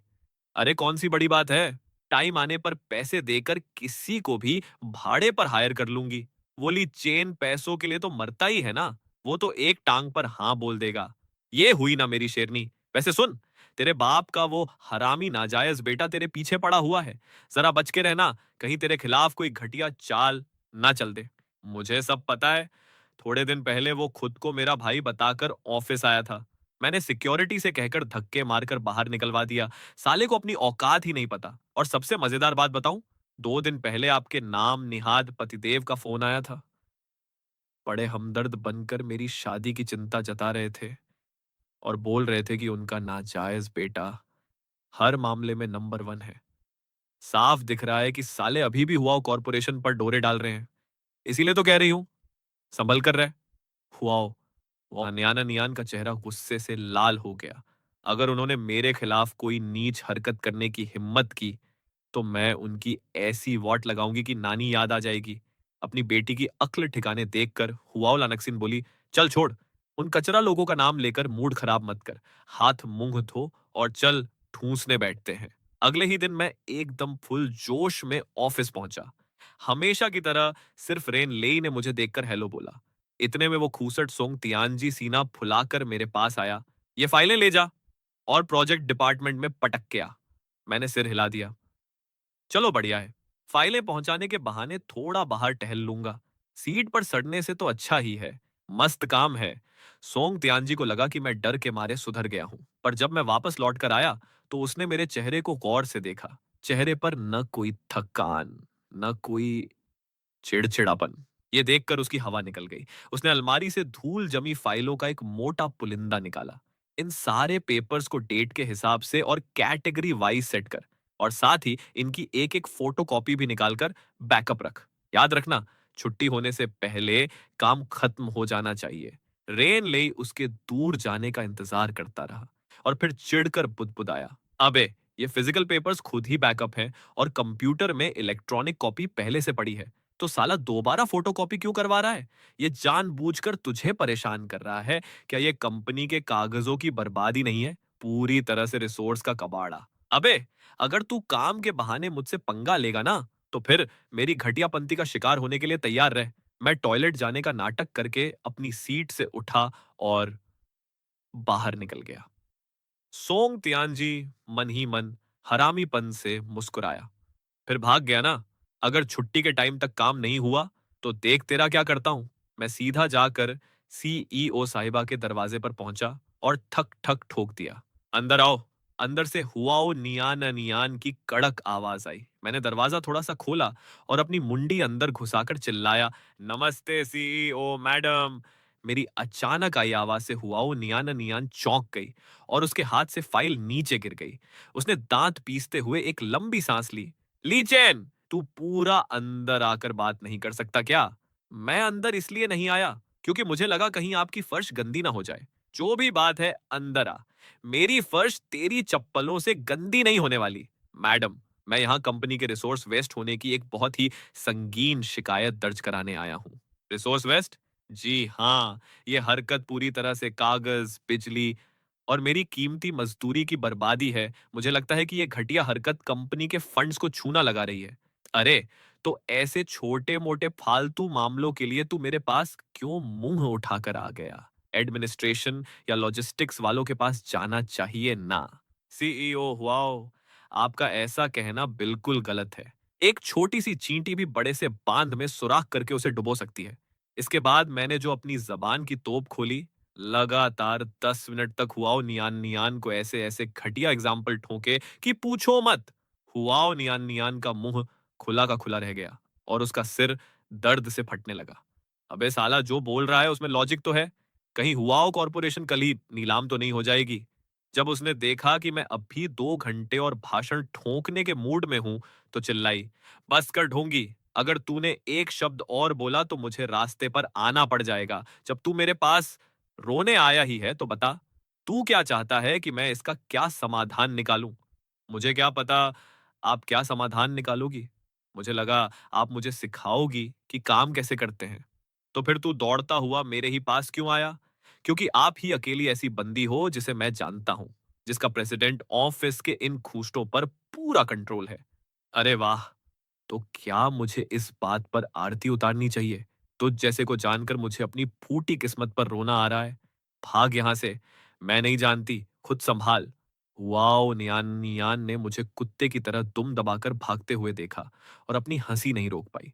उसने तुरंत इंटरकॉम का बटन दबाया। लिन शियाओ, 1 मिनट के लिए अंदर आ। लिन शियाओ ने दरवाजा खटखटाया और अंदर आया। सीईओ मैडम, क्या हुक्म है? हुआओ नियान नियान ने मेरे दिए हुए सारे भाषण की समरी उसे सुना दी। रिसोर्स बर्बादी के नाम पर नए लड़कों को परेशान करना, कंपनी को ऐसे मकोड़े जैसे मैनेजरों की कोई जरूरत नहीं है। वैसे भी अब कंपनी की सफाई करने का टाइम आ गया है। एक काम करते हैं, जब वो नया असिस्टेंट फोटोकॉपी करने लगेगा, तो मैं खुद जाकर उस सोंग तियानजी को रंगे हाथों पकड़ूंगा। गवाहों और सबूतों के साथ उसे लात मारकर निकालना एकदम सही रहेगा। हुआओ नियान नियान ने उसकी तरफ देखा। ठीक है, तू अपने हिसाब से निपटा ले। बाकी जो लोग रिसोर्स बर्बाद कर रहे हैं और कंपनी के माल पर डाका डाल रहे हैं, उनकी जांच का जिम्मा मैं तुझे देती हूँ। हुआओ कॉरपोरेशन ऐसे दीमकों को मुफ्त की रोटी नहीं खिलाती। समझ गया मैडम, अभी सेट करता हूँ। लिन शियाओ ने तुरंत लॉजिस्टिक्स और एडमिनिस्ट्रेशन से एक एक बंदा उठाया और तीनों सीधे टहलते हुए प्रेसिडेंट ऑफिस में धमक पड़े। उधर मैं मजे से फोटोकॉपी मशीन के सामने खड़ा होकर पन्ने छाप रहा था। रुक जरा, ये क्या छाप रहा है तू यहाँ? मैंने तुरंत ड्रामा शुरू किया। ये वो डॉक्यूमेंट्स हैं जो टीम लीडर सोंग ने मुझे छांटने को दिए थे और हुक्म दिया था कि बैकअप के लिए सबकी एक एक प्रिंटेड कॉपी निकाली जाए। सोंग त्यान जी की तो छाती की धड़कन ही रुक गई। टीम लीडर सोंग, क्या ये ड्रामा आपके कहने पर हो रहा है? अरे लिन असिस्टेंट साहब, मैंने तो इसे सिर्फ पेपर्स छांटने को बोला था। फोटो कॉपी की बात तो कभी हुई ही नहीं। इसने खुद ही अपने दिमाग का कचरा चलाकर बैकअप बनाना शुरू कर दिया होगा। कोई बात नहीं, कैमरे की रिकॉर्डिंग चेक करेंगे तो सब शीशे की तरह साफ हो जाएगा। एडमिन वाले, जरा आज किसी सीटीवी फुटेज निकालो और देखो कि टीम लीडर सोंग ने क्या काम सौंपा था। एडमिन वाले लौंडे बड़े तेज निकले। तुरंत क्लिप सामने रख दी। वीडियो देखने के बाद लिन शियाओ सोंग तियानजी की तरफ मुड़ा। टीम लीडर सोंग, अब अपनी सफाई में कोई नया झूठ बोलना पसंद करेंगे? फिर लिन शियाओ एडमिन वालों से बोला, पिछले कुछ महीनों की सारी फुटेज निकालो। मुझे भी तो देखने दो कि ये सोंग साहब अपने डिपार्टमेंट को कैसे हाँक रहे थे। सारी करतूतें देखने के बाद लिन शियाओ ने सीधा हुआओ नियान को कॉल घुमाया। सीईओ मैडम, जरा 1 मिनट यहाँ पधारिए। हुआओ नियान तुरंत वहां पहुंची। फुटेज खत्म होते ही उसने सोंग तियानजी पर अपनी बर्फ जैसी ठंडी नजरें डाली। सोंग तियानजी, तुझे नौकरी से दफा किया जाता है। अपना कबाड़ा समेट और अभी के अभी दफा हो जा। निकल यहां से। फिर हुआओ नियान ने उसके पीछे खड़े 3 चमचों की तरफ उंगली उठाई। और तुम तीनों भी इसके साथ ही पहली फुर्सत में निकलो। उसने मेरी तरफ एक तिरछी नजर मारी और मुड़कर वॉक ऑन ऑफ कर गई। लिन शियाओ ने हुक्म दिया, एडमिन वालों, अपनी निगरानी में इनका सामान पैक करवाओ। आज ही इनके एग्जिट का सारा काम खत्म होना चाहिए। सोंग तियानजी ने मुझे ऐसी खूंखार नजरों से घूरा जैसे कच्चा ही चबा जाएगा। फिर मुंह बनाकर अपना सामान बांधने लगा। बाकी तीनों चमचों का भी यही हश्र हुआ। प्रेसिडेंट ऑफिस का मैटर खत्म होने के बाद लिन शियाओ हुआओ नियान की टेबल के सामने खड़ा था। सीईओ मैडम, क्या इसे कहते हैं? सुंदरी ने बचाई राजकुमार की जान। फालतू की बकवास बंद कर। फटाफट कोई नया टीम लीडर ढूंढ। प्रेसिडेंट ऑफिस बिना चरवाहे के भेड़ों की तरह नहीं छूट सकता। पब्लिक रिलेशंस की डिप्टी मैनेजर ली शुआंग काफी धाकड़बंदी है। मैनेजमेंट और तालमेल में एक नंबर है। उसे प्रेसिडेंट ऑफिस में ट्रांसफर कर देंगे तो सब कुछ कंट्रोल में रहेगा। उसे साफ साफ बता देना कि यहाँ का काम पीआर से अलग है। किसी के साथ कोई भेदभाव या साठ गांठ नहीं चलेगी। काम एकदम साफ सुथरा होना चाहिए। समझ गया मैडम। इस बार मैं खुद पूरी नजर रखूंगा और बीच बीच में चक्कर मारता रहूंगा। आप बेफिक्र रहिए, मैं उस नए बंदे ली चेन पर भी अपनी बाज जैसी नजर रखूंगा। ठीक है, अब जाके अपना काम कर। अगले दिन प्रेसिडेंट ऑफिस की नई टीम लीडर की एंट्री हुई। हेलो एवरीवन, मैं आपकी नई टीम लीडर ली शुवांग हूं। आगे से काम में कोई भी दिक्कत आए तो बेझिझक मेरे पास आ जाना। मेरा एक ही नियम है, सिर्फ काम पर ध्यान दो। कोई आपसी दुश्मनी या खुन्नस नहीं चलेगी। सब अपना काम ईमानदारी से करो, बस वही काफी है। दोपहर के ठीक 2:30 बजे 50 साल से ऊपर की एक रोबीली औरत प्रेसिडेंट ऑफिस में घुसी। पीछे उसका असिस्टेंट चल रहा था। ली शुआंग सबसे पहले खड़ी हुई। चेयरमैन साहिबा। बाकी सब भी किसी कटी पतंग की तरह तुरंत खड़े हो गए। बैठो, बैठो सब। मैं तो बस ऐसे ही हाल चाल लेने टहलते हुए आ गई थी। घबराने की जरूरत नहीं है। उसकी नजरें सीधा आकर मुझ पर टिक गई और वो धीरे धीरे चलकर मेरी टेबल के सामने आकर खड़ी हो गई। क्या तू ही ली चेन है? जी हाँ। नमस्ते चेयरमैन साहिबा। हुआओ लानक्सीन ने बाजू से कुर्सी खींची और मेरे बगल में चिपक कर बैठ गई। मुझे ऊपर से नीचे तक ऐसे ताड़ा। थोड़ा दुबला पतला, रंग रूप भी थोड़ा थका हुआ सा। सुना है तेरे पहले ही दिन ऑफिस में तेरे साथ बकचोदी, गुंडागर्दी हुई थी। अरे सब निपट गया मैडम, यहाँ सब बहुत अच्छे लोग हैं। हुआओ लानक्सीन ने सिर हिलाया और उसकी नजर मेरी टेबल पर पड़े बिस्कुट के पैकेट पर पड़ी जो अभी तक खुला भी नहीं था। बस यही सब ठूस रहा है। दोपहर में खाना नहीं खाया क्या? अरे दोपहर में कैंटीन में दबाकर खाया था। ये तो बस शाम की छोटी मोटी भूख के लिए रखा है। हुआओ लानक्सीन ने नाखुशी से सिर हिलाया। दिन भर गधे की तरह काम में मुंह मत घुसाए रख। अपनी सेहत का भी थोड़ा ख्याल रख। ले, इसे पानी में उबाल कर पिया कर। मैंने नीचे देखा। अबे साला, ये तो ब्रांडेड अमेरिकन जिनसेंग है। चेयरमैन जी, ये बहुत महंगा माल है, मैं इसे नहीं ले सकता। अरे रख लेना, मुझसे इतनी फॉर्मेलिटी क्यों झाड़ रहा है? मैंने चेयरमैन को बिल्कुल वैसी ही मासूम आंखों से देखा जैसे अपनी दादी को देखता हूं और मेरा दिल धक धक करने लगा। कहीं उस हुआओ नियान ने अपनी मां को उस रात की सारी राम कहानी तो नहीं उड़ेल दी? ना भाई, ऐसा कैसे हो सकता है? इतने बड़े अमीर बाप माँ मुझ जैसे नंगे भिखारी लौंडे पर क्यों ध्यान देंगे? पर ये चेयरमैन साहिबा मुझ पर इतनी मेहरबान क्यों हो रही हैं? क्या इसलिए क्योंकि मैं वर्क प्लेस बुलिंग का शिकार हुआ था तो एक बड़ी नेता बनकर मुझे दिलासा देने आई हैं? हाँ, यही वजह होगी। तू ली चेन का दोस्त है ना? आगे से इसका ध्यान रखना और इसकी मदद करते रहना। आप बिल्कुल बेफिक्र रहिए चेयरमैन जी, मैं पूरा ध्यान रखूंगा। आगे से कोई भी दिक्कत हो, तो सीधा सीईओ से मिलना। जी मैडम, बहुत बहुत शुक्रिया। जाते जाते चेयरमैन का असिस्टेंट पीछे मुड़कर मुझे एक अजीब सी नजर से देख गया। चेयरमैन कर्मचारियों का हाल चाल लेने आई है या सास अपने होने वाले दामाद का इंस्पेक्शन करने? लौंडा बुरा नहीं है, मुझे तो काफी पसंद आया। तू इस पर नजर बनाए रखना, किसी और छोरी को इसके आस पास भी मत फटकने देना। चेयरमैन जी आप टेंशन मत लो, सीईओ मैडम खुद इस पर बाज जैसी नजर गड़ाए बैठी हैं। बहुत बढ़िया, अगले बुधवार को मैं फिर आऊंगी। हुआओ लानकसीन के जाते ही ऑफिस के सारे चमचे मेरे आसपास मक्खियों की तरह भिनभिनाने लगे और मीठी मीठी बातें करने लगे। मैंने भी कोई हवाबाजी नहीं दिखाई, मुस्कुराकर सिर हिला दिया। जी जी बिल्कुल, आगे भी मेरा थोड़ा ख्याल रखिएगा। अगले दिन दोपहर में जब सब कैंटीन में ठहाके मारकर खाना ठूंस रहे थे, मेरी आंख के कोने से मुझे एक अधेड़ उम्र की आंटी हाथ में खाने की थाली लिए हमारी तरफ आती दिखाई दी। टीम लीडर ली, प्रेसिडेंट ऑफिस में ट्रांसफर होने की बहुत बहुत बधाई हो। डिप्टी मैनेजर रेन, आप तो फालतू में शर्मिंदा कर रही हैं। हम सब तो कंपनी का ही काम कर रहे हैं। क्या ये सोंग तियानजी की भाभी है? और ये जरूर नया नवेला लौंडा ली चेन होगा। सही कहा ना? मैंने थाली में से एक रसीला मीट का टुकड़ा उठाया, चबा चबाकर आराम से गटका और बोला, आंटी, क्या हम एक दूसरे को जानते हैं? तेरा नाम तो मैंने बहुत पहले से सुन रखा है। सोंग तियानजी की नौकरी जो गई है, वो सब तेरी ही मेहरबानी का नतीजा है ना? डिप्टी मैनेजर रेन, आपका ऐसा कहना बिल्कुल बेतुका है। सोंग त्यानजी की नौकरी उसकी खुद की कारगुजारियों की वजह से गई है। इसमें मेरा क्या लेना देना? अगर तूने बीच में टांग न अड़ाई होती और तमाशा न किया होता, तो क्या उसकी आज ये हालत होती? डिप्टी मैनेजर रेन, मुझे आपकी खोपड़ी का लॉजिक समझ नहीं आ रहा। क्या आपका मतलब है कि उसने जो भी घटियापंती की, वो सब सही थी?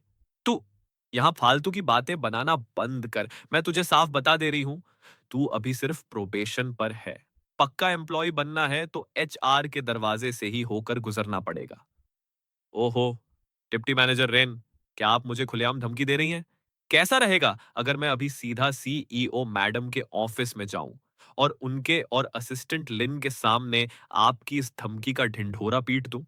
आपको क्या लगता है, सीईओ मैडम ये सुनकर आपका क्या हाल करेंगी? तू तू क्या तू? अगर आपको पेट में ज्यादा दर्द हो रहा है, तो आप खुद जाकर असिस्टेंट लिन या सीईओ मैडम से शिकायत कर सकती हैं। मैं आपको रोक नहीं रहा, लेकिन जाने से पहले एक फ्री की सलाह देता हूं। पहले जाके सीसीटीवी कैमरे से मुकाबला कर लो, क्योंकि सारे सबूत तो उसी के अंदर कैद हैं। पास में बैठे किसी बंदे की जोर से हंसी छूट गई और देखते ही देखते पूरी कैंटीन में ठहाकों का धमाका हो गया। वो आंटी मुझे खूंखार नजरों से घूरते हुए बोली, तू देख ले अब, और मुंह बनाकर वहां से खिसक ली। सीईओ मैडम, अंदाजा लगाइए आज मैंने कैंटीन में क्या मजेदार तमाशा देखा। हमारे नए लौंडेली चेन ने सोंग तियानजी की भाभी रेन न की, ऐसी बोलती बंद की, ऐसी फाड़ के हाथ में दी कि पूरी कैंटीन ठहाकों से गूंज उठी। हा हा हा। ठीक 3 सेकंड बाद हुआ नियान नियान का बस एक शब्द में रिप्लाई आया, हूं। अरे, आप पूछोगी नहीं कि लड़ाई का क्या रिजल्ट निकला? पूछने की जरूरत नहीं है, जीत उसी लौंडे की हुई होगी। लिन शियाओ खिलखिलाकर मुस्कुराया और सिर हिलाते हुए मन ही मन बोला, हाँ हाँ, खेल खत्म। हमारी सीईओ मैडम तो इस लौंडे के प्यार में पूरी तरह डूब चुकी हैं। लिन शियाओ वापस ऑफिस आया और कैंटीन का पूरा महाभारत हुआओ नियान नियान को सुना दिया। हुआओ नियान नियान ने अपनी उंगली से टेबल पर 2 बार ठक ठक किया। रेन ना कितने सालों से एचआर में सड़ रही है, 11 सालों से, और पिछले 6 सालों से डिप्टी मैनेजर की कुर्सी पर बैठी है। इसकी पूरी जन्मपत्री निकालो, जो भी झोल झाल है तुरंत साफ करो। लिन शियाओ ने सिर हिलाया। सबसे पहले उसने एचआर वालों से रेन्ना के पिछले कुछ सालों के काम का रिकॉर्ड मांगा। फिर एडमिनिस्ट्रेशन से कहकर अप्रूवल की फाइलें चेक करवाई और छुपके से उन आम एम्प्लॉयज का इंटरव्यू लिया जो रेन्ना की गुंडागर्दी से परेशान थे। छुट्टी होने तक जांच का पूरा निचोड़ सामने आ गया। जब सोंग तियानजी ने हुआओ कॉरपोरेशन का टेस्ट दिया था, तो उसके लिखित परीक्षा में सिर्फ 48 नंबर आए थे, जबकि कंपनी के नियम के मुताबिक 60 से कम नंबर वाले को सीधा रिजेक्ट कर दिया जाता है। फिर भी उसे चोर दरवाजे से इंटरव्यू की लिस्ट में घुसाया गया था, और इंटरव्यू लेने वाले 3 लोगों में से 2 बंदे रेन नना के अपने चमचे थे। यही नहीं, पिछले 3 सालों में रेन्ना ने लोगों का ट्रांसफर और प्रमोशन कराने के नाम पर करीब 8,60,000 युआन की रिश्वत भी डकारी थी। कल दोपहर से पहले पूरी जांच रिपोर्ट मेरे सामने होनी चाहिए। समझ गया मैडम। क्या अभी रेन्ना पर नजर रखने की जरूरत है? कोई जरूरत नहीं है। बेचारी को आज रात एक आखिरी बार चैन की नींद सोने दो। अगले दिन दोपहर में एक बेहद डिटेल रिपोर्ट हुआओ नियान नियान की टेबल पर रख दी गई। रिपोर्ट पढ़कर हुआओ नियान नियान काफी देर तक सोच में डूब गई। कुछ कंपनियां गलत फैसलों की वजह से बर्बाद नहीं होती, बल्कि अंदर ही अंदर ऐसे कीड़ों के सड़ने से खोखली हो जाती हैं। ये दो तो बस अभी पकड़े गए हैं। उन लोगों का क्या, जो अभी तक बेनकाब ही नहीं हुए? क्या लीगल से लॉयर झाओ फ्री हैं? उन्हें तुरंत मेरे केबिन में बुलाओ। दोपहर के ठीक 2 बजे एचआर ऑफिस का दरवाजा अचानक धड़ाम से खुला। रेन्ना, जो सुबह से ही अनहोनी के डर से कांप रही थी, उसने तुरंत सिर उठाकर देखा। सामने लिन शियाओ अपने पीछे 2 लीगल बंदों को लेकर खड़ा था। 2 पुलिस वर्दी वाले बंदों को देखते ही उस साली रेन्ना के दिमाग की बत्ती गुल हो गई। रेन्ना, तुम पर पावर का गलत फायदा उठाने, घपला करने और रिश्वत लेने के सीरियस चार्जेस हैं। कंपनी ने पुलिस में शिकायत दर्ज करवाई है। ये दोनों इकोनॉमिक क्राइम स्क्वाड के ऑफिसर्स हैं। चुपचाप इन्वेस्टिगेशन में को ऑपरेट करो।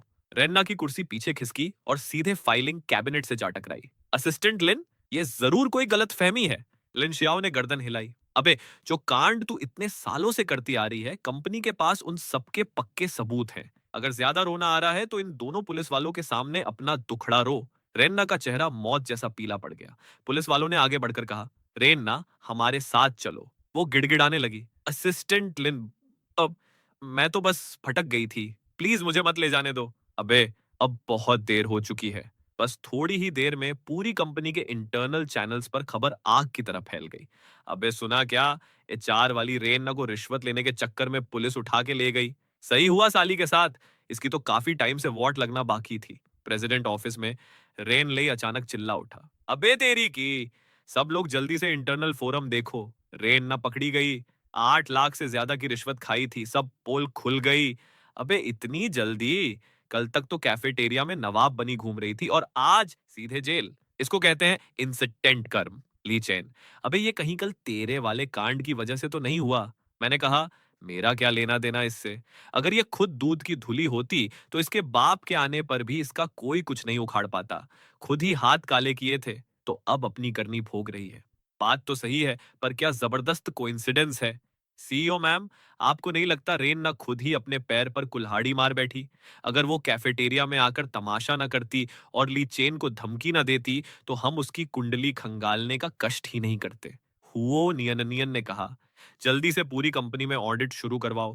पहले एचआर और अकाउंटिंग से स्टार्ट करो। अगर ये दोनों डिपार्टमेंट ही सड़े हुए हैं, तो पूरी कंपनी कैसे साफ रह सकती है? जी, समझ गया। अगले एक हफ्ते के अंदर मैं धीरे धीरे काम में पूरी तरह सेट हो गया। ली शुआंग ने भी लिन शियाओ से चुपके से बोला, ये नया इंटर्न दिमाग से तेज और काम में बड़ा शार्प है, जबरदस्त है। लिन शियाओ ने यह बात तुरंत हुओ नियन तक पहुंचा दी। हुओ नियन के होंठों पर एक हल्की सी मुस्कान आई और उसने बस धीमे से जवाब दिया। लिन शियाओ ने मन ही मन सोचा, हाँ हाँ, कर लो जितना नाटक करना है। देखते ही देखते फ्राइडे को ऑफ वर्क का टाइम हो गया। वीकेंड का क्या प्लान है? मैंने अपने डेस्क पर रखी फाइलों को तमीज से सेट किया। मैं तो अपने गांव जा रहा हूँ। तेरा क्या सीन है? रेनलई बोला, अबे मेरी आंटी ने एक ब्लाइंड डेट फिक्स करवाई है। मैंने पूछा, तो तू मान गया? और क्या करता बे? घर वालों ने साफ धमकी दी है कि अगर पिछली बार जैसा नाटक किया कि बैठते ही लड़की को बोल दिया कि मैं तो बस घर वालों के दबाव में आया हूं, मेरा डेटिंग का कोई मूड नहीं है, तो मुझे बेघर कर देंगे। मैं अपनी हंसी रोक नहीं पाया। अबे, तूने सच में पिछली बार ऐसा किया था? और नहीं तो क्या? उसका चेहरा धुएं जैसा काला हो गया था और वो सीधे बाहर निकल गई। मेरी मम्मी ने इस चक्कर में 3 दिन तक मेरी वॉट लगाए रखी। मैंने कहा, तो इस बार थोड़ा कंट्रोल रखना, थोड़ी इज्जत देना, खाना पूरा करना, फिर आगे की बात करना। रेन लई ने मेरी तरफ आंखें मटकाई। अबे, तू कुछ अच्छा नहीं बोल सकता क्या? क्या पता इस बार बात बन ही जाए। अगर बात बन गई तो पार्टी तेरी तरफ से। चलो साला ठीक है। बस भगवान करे इस बार कोई नॉर्मल बंदी मिले, ताकि ये ब्लाइंड डेट का सियापा खत्म हो। दूर से ही हम दोनों ने देखा कि एलिवेटर के पास कोई खड़ा था। रेनले रुका और फुसफुसाया, अबे साला, सीईओ मैडम भी अभी निकल रही हैं। मैं आराम से आगे बढ़ा। Hello CEO ma'am. हुओ नियन नियन ने मुड़कर मेरी तरफ देखा। हम एलिवेटर से नीचे जाते वक्त हर फ्लोर पर और लोग घुसते गए। हुओ नियन नियन और मैं एक दूसरे से बिल्कुल चिपक से गए। हत्स्क। वैसे ध्यान से देखो तो साली है तो जबरदस्त खूबसूरत। हुओ नियन नियन ने मेरी नजर भांप ली और मुड़कर देखा। मैंने तुरंत उसे घूर कर देखा। क्या देख रही है बे? एलिवेटर का दरवाजा खुला। सभी लोग हुओ नियन नियन को ग्रीट करने में बिजी थे। मैंने मौके का फायदा उठाया, रेन लेई को खींचा और तुरंत वहां से निकल लिया। फिर हम दोनों अपने अपने रास्ते निकल पड़े। घर लौटते वक्त मैं एक मिडिल एज्ड क्लॉथ्स वाली दुकान के पास से गुजरा। दादी ने काफी टाइम से नए कपड़े नहीं खरीदे थे। अब जब मेरे पास पैसे हैं तो थोड़े खर्च कर ही लेने चाहिए। दुकान वाली बोली, हैंडसम भैया किसके लिए कपड़े लेने हैं? मैं हेल्प करती हूँ। मैंने कहा, अपनी दादी के लिए लेने हैं। 60 साल से ऊपर की हैं, हाइट 1.58 मीटर और थोड़ी दुबली पतली हैं। क्लर्क की रिकमेंडेशन पर मैंने दादी के लिए टॉप और पैंट्स खरीद लिए। आपकी दादी कितनी किस्मत वाली हैं कि उन्हें इतना ख्याल रखने वाला पोता मिला। मैंने मन में सोचा, दादी पक्का मुझे पैसे बर्बाद करने पर डांटेंगी और फिर तुरंत कपड़े पहनकर बाहर सबके सामने शो ऑन ऑफ करने चली जाएंगी। अगले दिन सुबह सुबह लॉन्ग डिस्टेंस बस गांव के रास्ते पर रुकी। गांव की ताजा हवा में हरी घास, मिट्टी और मुर्गी के गोबर की महक आ रही थी। सड़क किनारे एक घर के आंगन में गाड़ियां खचाखच भरी हुई थी। मैंने दिमाग में हिसाब लगाया, कम से कम 1 दर्जन गाड़ियां तो होंगी ही। आज तो बस पार्किंग फीस से ही अच्छी खासी कमाई हो जाएगी। मैं रास्ते पर आगे बढ़ ही रहा था कि गांव के एक अंकल लिगुआंगरोंग से टकरा गया। उनका चेहरा तुरंत फूल की तरह खिल उठा। अबे चैन, तू वापस आ गया। तेरी दादी से सुना था कि तू किसी बड़ी कंपनी में लग गया है। क्या ये सच है? मैंने हल्की सी स्माइल दी। हाँ अंकल, कंपनी तो बड़ी है, पर अभी प्रोबेशन पीरियड चल रहा है। 3 महीने बाद देखते हैं ऑफिशियल कॉन्ट्रैक्ट साइन होता है या नहीं। मैं इन गांव वालों के सामने फटने या फेंकने नहीं चाहता था। आखिरकार ये लोग कोई अच्छी नीयत थोड़ी रखते थे। मुझे याद है जब मैं छोटा था तो अक्सर लोगों को कहते सुनता था कि बिना माँ बाप के अनाथ बच्चे का क्या ही भला हो सकता है। दादी ने भी अंदर काफी गुस्सा दबा कर रखा था। वो कभी किसी को हमारे ऊपर उंगली उठाने नहीं देना चाहती थी। अच्छा अच्छा, समझ गया। ली अंकल, मैं अभी चलता हूँ, दादी की हेल्प करनी है। कॉर्नर मुड़ते ही मैंने देखा कि बूढ़ी दादी गेट के सामने आस भरी नजरों से मेरा वेट कर रही थी। दादी, मैं वापस आ गया। तू इतना पतला क्यों लग रहा है रे? फिर से ढंग से खाना नहीं खाया ना? देखा, बिल्कुल वही हुआ। एक टेंशन होती है जिसे कहते हैं।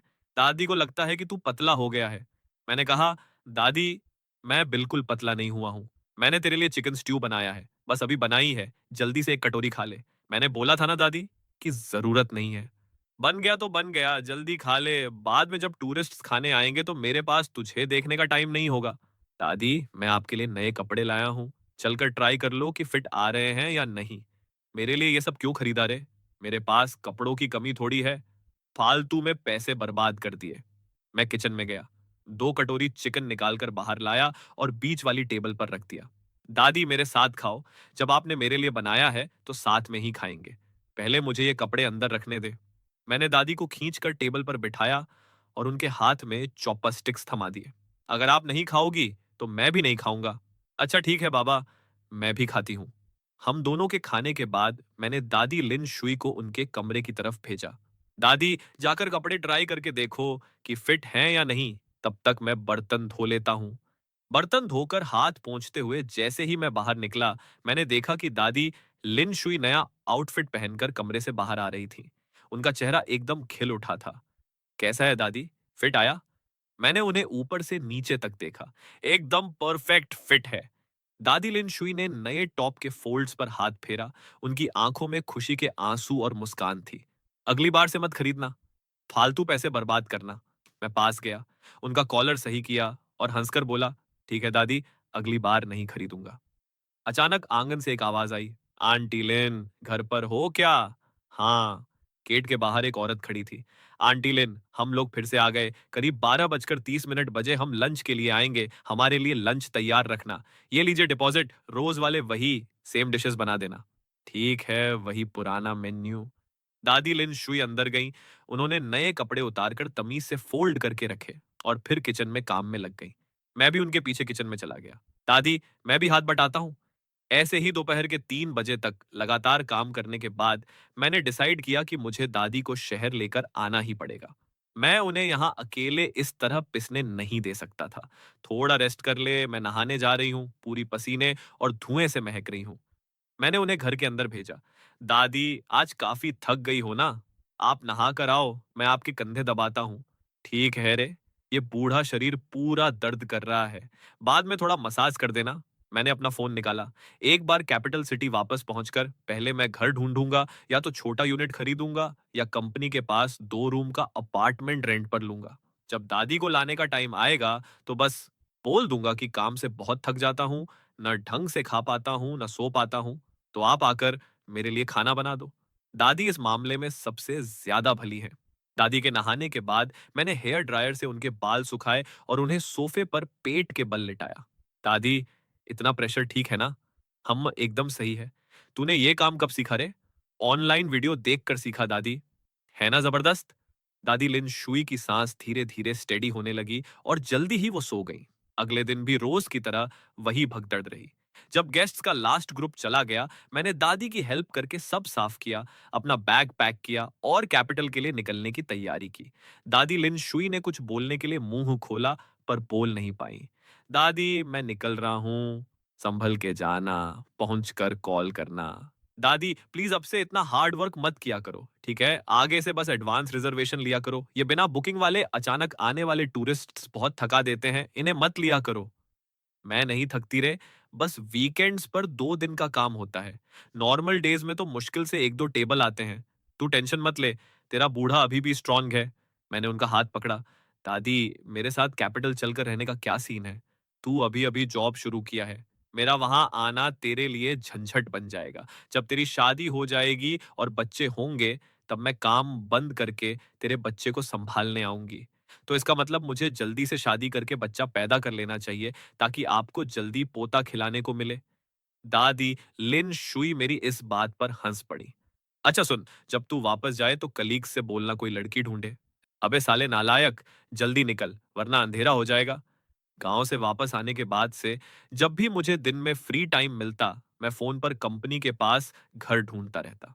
दिन में ऑफिस में भी मैं कलीग से फ्लैट के रेट्स पूछता रहता। अभी तुरंत घर खरीदना तो जल्दबाजी होती, इसलिए सबसे अच्छा था कि पहले पास में ही कोई जगह रेंट पर लेकर शिफ्ट हो जाऊं, फिर वीकेंड्स पर आराम से घर खरीदूं।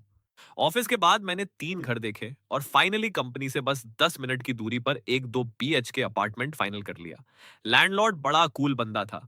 हाँ हाँ ली चैन, तू हुओ कॉरपोरेशन का एम्प्लॉय है, इसलिए तुझसे कोई सिक्योरिटी डिपॉजिट नहीं लूंगा। जब तेरा मन करे शिफ्ट हो जा। कुछ ही दिनों में मैंने पूरी शिफ्टिंग कंप्लीट कर ली। अगले दिन सुबह सुबह मैं फुल जोश में ऑफिस पहुंचा।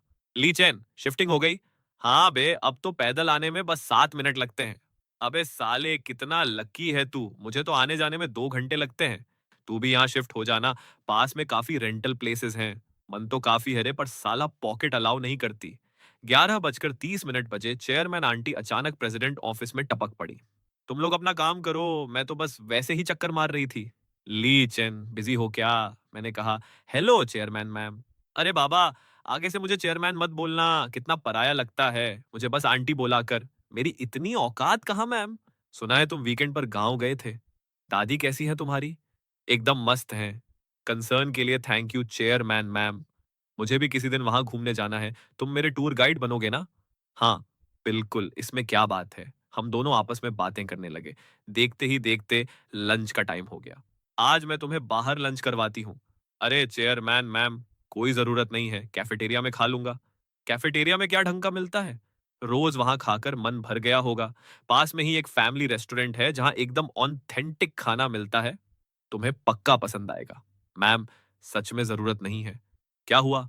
तुम्हें लगता है मैं ज्यादा बूढ़ी हूं और तुम्हारी दोस्त बनने के काबिल नहीं हूं? मेरा तो दिमाग ही हिल गया। मुंह खुला का खुला रह गया। अबे, इसका क्या जवाब दूं? मैंने जिंदगी में हजारों लोगों की वॉट लगाई है, पर आज पहली बार किसी ने मुझे ऐसी जगह पीला कि मेरी बोलती ही बंद हो गई।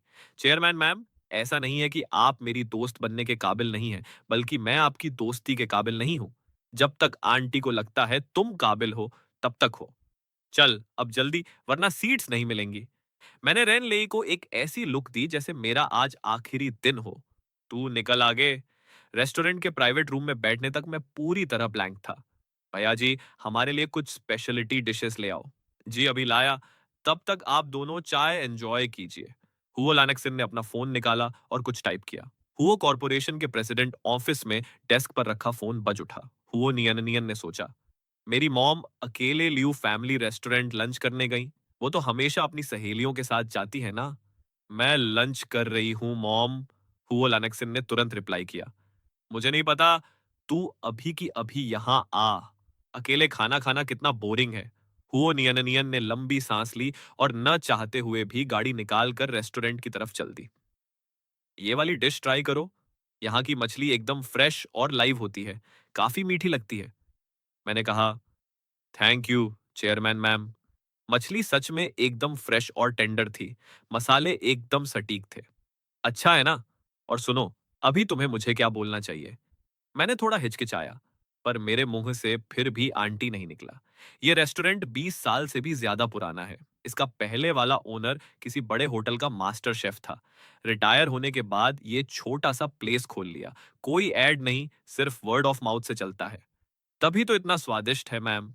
मुझे दबाकर खाते हुए देखकर हुओ लानक्सिन के चेहरे की मुस्कान और ज्यादा गहरी हो गई। कहाँ रह गई बेटी? खाना लग गया है सारा।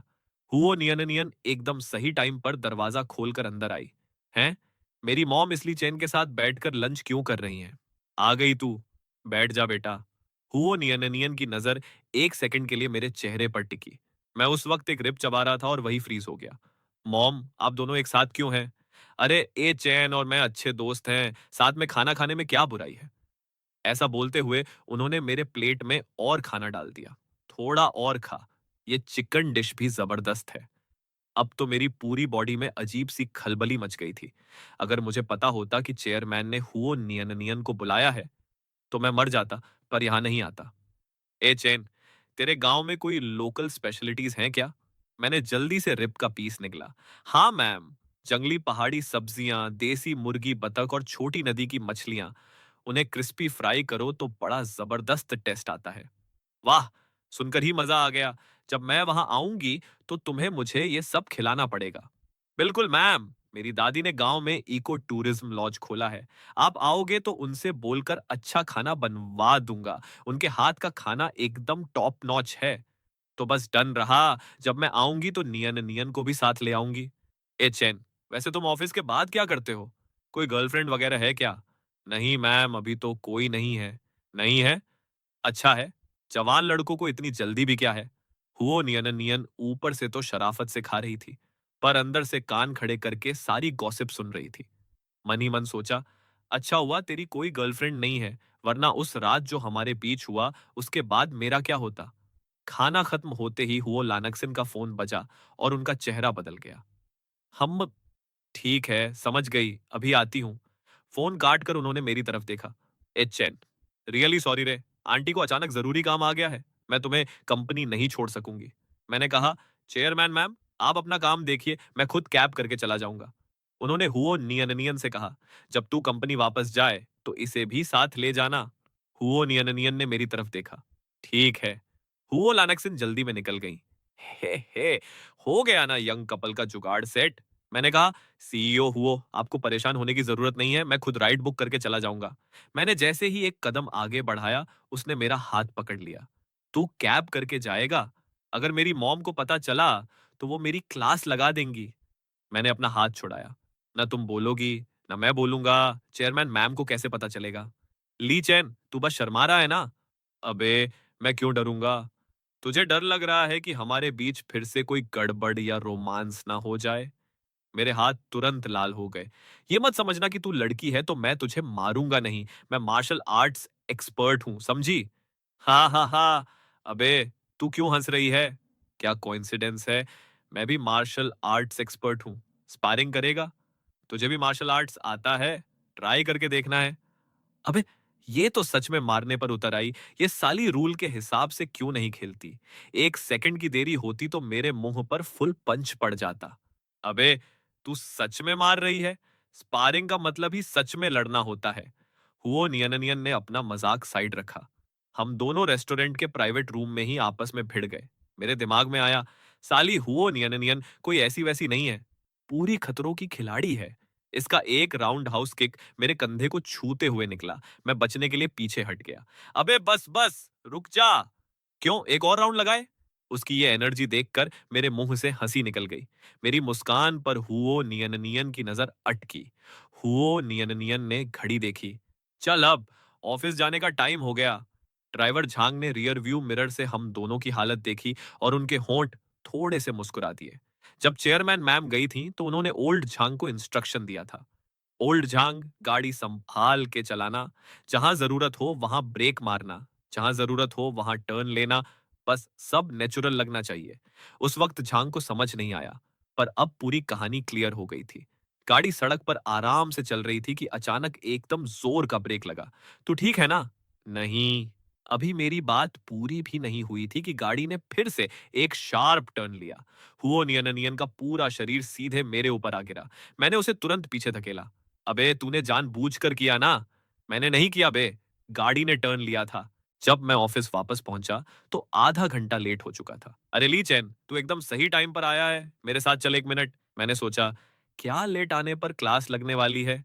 मैं टीम लीडर ली शुआंग के डेस्क पर गया। किसी ने ऑनलाइन पोस्ट डालकर क्लेम किया है कि वो सीईओ का फियांसे है और बोल रहा है कि दोनों के घर वालों की मर्जी से रिश्ता पक्का हुआ है। ये देख। मैंने पूछा, टीम लीडर ली, अगर ये पोस्ट सच निकला तो? चाहे सच हो या झूठ, हमारे प्रेसिडेंट ऑफिस की रिस्पॉन्सिबिलिटी है कि सीईओ के लिए ये सब हैंडल करें। जब तक सीईओ खुद पब्लिकली एडमिट ना करें तब तक हमारे लिए ये झूठ ही है। जब तक सीईओ खुद ना बोले कि ये मेरा फियांसे है। इसलिए अभी जाकर सीईओ से साफ पूछो कि वो इसे कैसे हैंडल करना चाहती हैं। इग्नोर करना है, क्लैरिफिकेशन स्टेटमेंट देना है, पीआर को बोलना है या लीगल से वार्निंग लेटर भिजवाना है। सब उनकी मर्जी पर डिपेंड करता है। एक बार क्लियर हो जाए तो हम आगे का काम कोऑर्डिनेट करेंगे। ठीक है, स्क्रीनशॉट लेकर मेरे फोन पर भेज दो, मैं अभी उनके पास जाता हूँ। ली शुआंग ने मुझे लिंक भेज दिया। मैं मुड़ा और सीधे सीईओ के ऑफिस की तरफ बढ़ गया। अंदर आओ। लिन शियाओ ने डेस्क पर टैबलेट रखा जिस पर वही पोस्ट खुला हुआ था। कोई काम है? मैंने कहा, टीम लीडर ली ने मुझे सीईओ और उनके फियांसे के बारे में पूछने भेजा है। क्या हमें कोई रिस्पॉन्स देना है?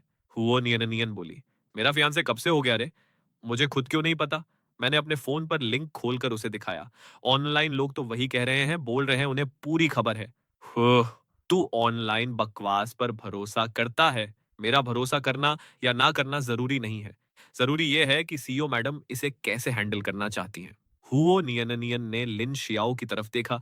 मैं ये मैटर खुद देख लूंगी। असिस्टेंट ली, तुम काम पर वापस जाओ। समझ गया। मैं तुरंत पीछे मुड़ा। मेरा हाथ बस डोर हैंडल पर पड़ा ही था कि रुको। हुओ नियन की आवाज पीछे से आई। मैं मुड़ा और उसकी तरफ देखा। मेरा कोई फियांसे नहीं है। ऑनलाइन की फालतू अफवाहों को दिल पर मत लेना। मैं थोड़ा फ्रीज हो गया। समझ गया।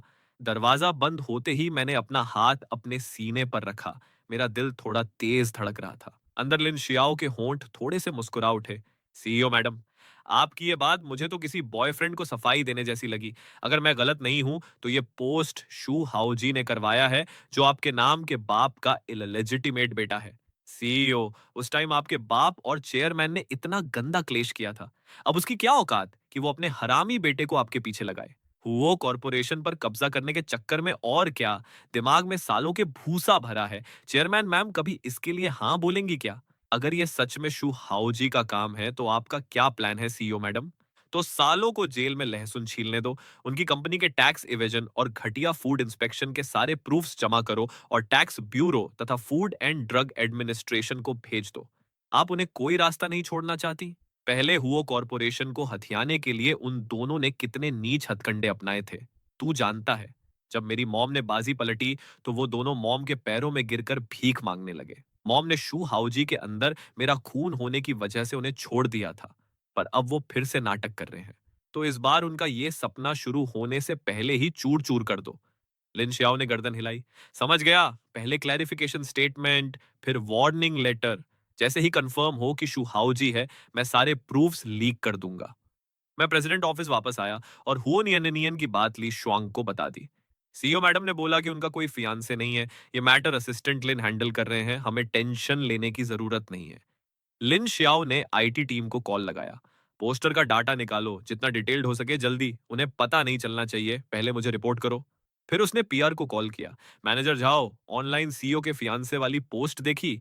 एक कड़क क्लैरिफिकेशन स्टेटमेंट तैयार करो, वर्ड्स एकदम स्ट्रिक्ट होने चाहिए। सीईओ सिंगल हैं, कोई फियांसे नहीं है और अफवाहें पूरी तरह झूठी हैं। लीगल टीम साथ में वार्निंग लेटर भेजेगी। आखिरी में उसने लीगल को फोन किया, लॉयर ली, अफवाह और डिफेमेशन का वार्निंग लेटर बनाओ, एक भी चार्ज छोड़ना मत। हुओ कॉर्पोरेशन ने तुरंत एक्शन लिया। दोपहर 3 बजे कंपनी की ऑफिशियल वेबसाइट और सोशल मीडिया अकाउंट्स पर एक साथ स्ट्रिक्ट अनाउंसमेंट आ गई। हुओ कॉर्पोरेशन का काम कितना फास्ट है बे। कुछ ही घंटों में रिस्पॉन्स आ गया, वार्निंग लेटर भी भेज दिया। लगता है पूरे मूड में है। वैसे ये पोस्टर था कौन? ये सब झूठ क्यों फैलाया?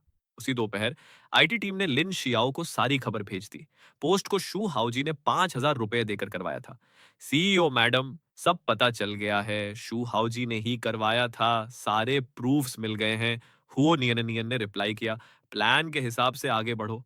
लिन शियाओ ने लीगल वाले लॉयर ली को फोन किया, प्रूफ पक्का है, शू हाउजी को ऑफिशियल वार्निंग लेटर ठोक दो। फिर पीआर मैनेजर झाओ को बोला, दूसरा अनाउंसमेंट रेडी करो, बदनाम करने वाले को पकड़ लिया है और आखिरी तक लीगल एक्शन लेंगे। शब्द और भी कड़क थे।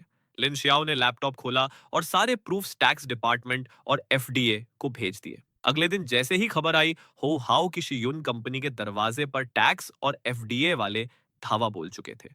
एक हफ्ते बाद फूड इंस्पेक्शन की रिपोर्ट आई। हाई सोडियम और इलीगल एडिटिव्स मिले, जिनसे कैंसर तक का रिस्क था। सारे घटिया प्रोडक्ट्स को सील करके डिस्ट्रॉय किया गया। 3 मिलियन युआन का फाइन लगा और बेचे हुए माल का रिफंड देने का ऑर्डर हुआ। टैक्स डिपार्टमेंट ने भी अनाउंस किया कि शियुन कंपनी ने 3 साल में 12 मिलियन युआन की टैक्स चोरी की है। अब बैक टैक्स और लेट फाइन मिलाकर टोटल 20 मिलियन युआन भरना पड़ेगा। जैसे ही हो हाउ पनिशमेंट के लिए रेडी हुआ, उसके लियू शिनरू के साथ चक्कर और वाइफ के साथ मारपीट की खबर हॉट सर्च पर ट्रेंड करने लगी, जिसकी वजह से उसकी वाइफ मौत की कगार पर पहुंच गई थी। अबे तेरी की, सच में बेचारी एक्स वाइफ के लिए कितना बुरा लगा। डोमेस्टिक अब्यूजर ने बीमारी में वाइफ को मौत के मुंह में धकेल दिया। परसों हुओ कॉर्पोरेशन ने स्लैंडर्स पर एक्शन का बोला था। आज ये कंपनी नंगी हो गई। क्या इन दोनों का कोई लिंक है? होहाओ को उसके घर से ही उठा लिया गया। उसका दिमाग पूरी तरह हिल गया। लिंशियाओ ने न्यूज देखी। टॉप एक सर्च पर लिखा था, शी यून कंपनी सीईओ हो हाओ और लीगल रिप्रेजेंटेटिव लियू शिनरू को पुलिस ने अरेस्ट कर लिया है। लिन शियाओ खड़ा हुआ और सीईओ के केबिन में गया। सीईओ मैडम, हो हाओ और लियू शिनरू दोनों की वॉट लग गई। शुहाओ जी पर भी केस चलाना है क्या? आखिरी तक ले जाओ, एक को भी मत छोड़ना। समझ गया, लीगल को बोलता हूं। मंडे को ऑफिस पहुंचते ही मुझे पूरा माहौल बदला बदला सा लगा। अबे क्या चल रहा है? तुझे नहीं पता, कंपनी में एसेट घपले और रिश्वतखोरी पर जबरदस्त इंक्वायरी चल रही है। सुना है पहले से ही सीक्रेट इन्वेस्टिगेशन चल रही थी। अकाउंटिंग में किसी को इंक्वायरी के लिए बुलाया गया। किसी ने कंपनी की कार को पर्सनल व्हीकल की तरह यूज किया और पेट्रोल का खर्चा कंपनी पर डाला। सब नंगा हो गया। यही नहीं, किसी ने हुओ कॉर्पोरेशन के रिसोर्सेज यूज करके बाहर अपनी प्राइवेट कंपनी खोल रखी थी और कॉन्ट्रैक्ट्स अपने पास खींच रहा था, वो भी पकड़ा गया। मैं थोड़ा फ्रीज हो गया। मुझे तुरंत याद आया जो मैंने एक दिन हुओ नियन नियन के सामने बोला था। ली चेन, तुझे क्या लगता है कंपनी सडनली इतना स्ट्रिक्ट क्यों हो गई? क्या सोंग तियानजी के रिसोर्स वेस्ट ऑन रेन न के घपले की वजह से सीईओ मैडम का दिमाग खनक गया? मैंने कहा, लगता तो ऐसा ही है। जिन लोगों की वॉट लगी है वो सोंग तियानजी और रेन ना को गंदी गालियां दे रहे होंगे। उन दोनों के चक्कर में ही ये सब हुआ। अगर इनको पता चल जाए कि हुओ नियन नियन के सामने मेरा ही मुंह फट गया था, जिस वजह से ये क्लेश हुआ, तो सबसे ज्यादा नफरत ये मुझसे ही करेंगे। अब फालतू बकवास बंद करो, सब काम पर लगो। कंपनी इन्वेस्टिगेशन कर रही है तो अच्छी बात है, तुम लोगों का क्या लेना देना। सब लोग अपनी सीट्स पर वापस चले गए। ये सारे एक्शन एक के बाद एक ऐसे हुए जैसे पहले से पूरी प्लॉटिंग थी। मुझे याद आया जब मैंने बोला था तो वो नखरे दिखा रही थी, पर एक्शन उसने बिजली की स्पीड से लिया। हुओ कॉर्पोरेशन के ऑफिस का माहौल बिल्कुल बदल चुका था। खैर, मेरा क्या लेना देना। मेरे दिन तो सुकून से कट रहे थे। उधर गु चिंगचेंग की तरफ थोड़ी छानबीन के बाद उसकी असिस्टेंट ने उसकी टेबल पर एक कड़क रिपोर्ट लाकर रखी। बॉस, पूरी पड़ताल हो गई है। ये लोग तो बड़े नीच निकले, एकदम नंगे होकर खेल रहे थे। मिस जो को भेजी चिट्ठी में साफ लिखा था, तुम्हारी और जी श्याओरान की इस बिजनेस मैरिज को खुद ही अपनी खुशी से तोड़ दो। बहाना जो भी सोचना है खुद सोचो और जबान संभाल कर बोलना। साथ में भेजी गई ये रंगीन तस्वीरें अपनी यादों की तिजोरी में रख लेना और हफ्ते भर के अंदर यह काम निपट जाना चाहिए। इसके बाद झो जियान की यांग और जी गोलियांग को भी लपेटे में लेते हुए खत भेजे गए, जिनकी आखिरी लाइन थी, एक हफ्ते के अंदर सारा मामला रफा दफा कर देना। उसी शाम जी श्याओरान मेरे साथ बैठकर खाना खा रहा था कि तभी उसके घर से बुलावा आ गया। यह सब तेरा किया धरा है क्या? उसके बाप जी गुओलियांग ने टैक्स चोरी के कागज, घटिया माल सप्लाई करने के सबूत और सगाई तोड़ने वाला धमकी भरा खत उठाकर चिल्लाते हुए पूछा। जी श्याओरान बोला, पापा, अगर मुझ में इतनी औकात या जिगरा होता तो क्या मैं चुपचाप आपकी गुलामी करता और झो सिसी जैसी घटिया औरत से सगाई रचाता? बाप ने मन में सोचा, बात तो सही है। इस दब्बू बेटे को बचपन से अपनी उंगलियों पर नचाया है कि स्कूल जाना है, क्या जॉब करनी है, किससे शादी रचानी है। सब कुछ तो मैंने ही तय किया था। अगर इसके अंदर इतना दम होता तो यह मेरी कठपुतली बनकर थोड़ी घूम रहा होता। तो फिर आखिर यह नीच हरकत की किसने? मुझे क्या पता। हो सकता है जो सिसी ने बाहर किसी सिरफिरे से पंगा ले लिया हो और उसकी वजह से हमारा परिवार पिस रहा हो। या फिर आपने बिजनेस में किसी को छूना लगाया हो और वो आपको औकात दिखा रहा हो। कल ही जाकर जो फैमिली को ठोक बजाकर बोल दे कि यह शादी अब नहीं होगी, रिश्ता खत्म। अगले ही दिन जो फैमिली और जी फैमिली दोनों ने मिलकर सगाई टूटने का ढोल पीट दिया। उसने मुझे मैसेज पटका, अह चेन भाई, सगाई टूट गई। मैंने जवाब दिया, बधाई हो मेरे दोस्त, आखिरकार उस बर्बादी से आजाद हो गया।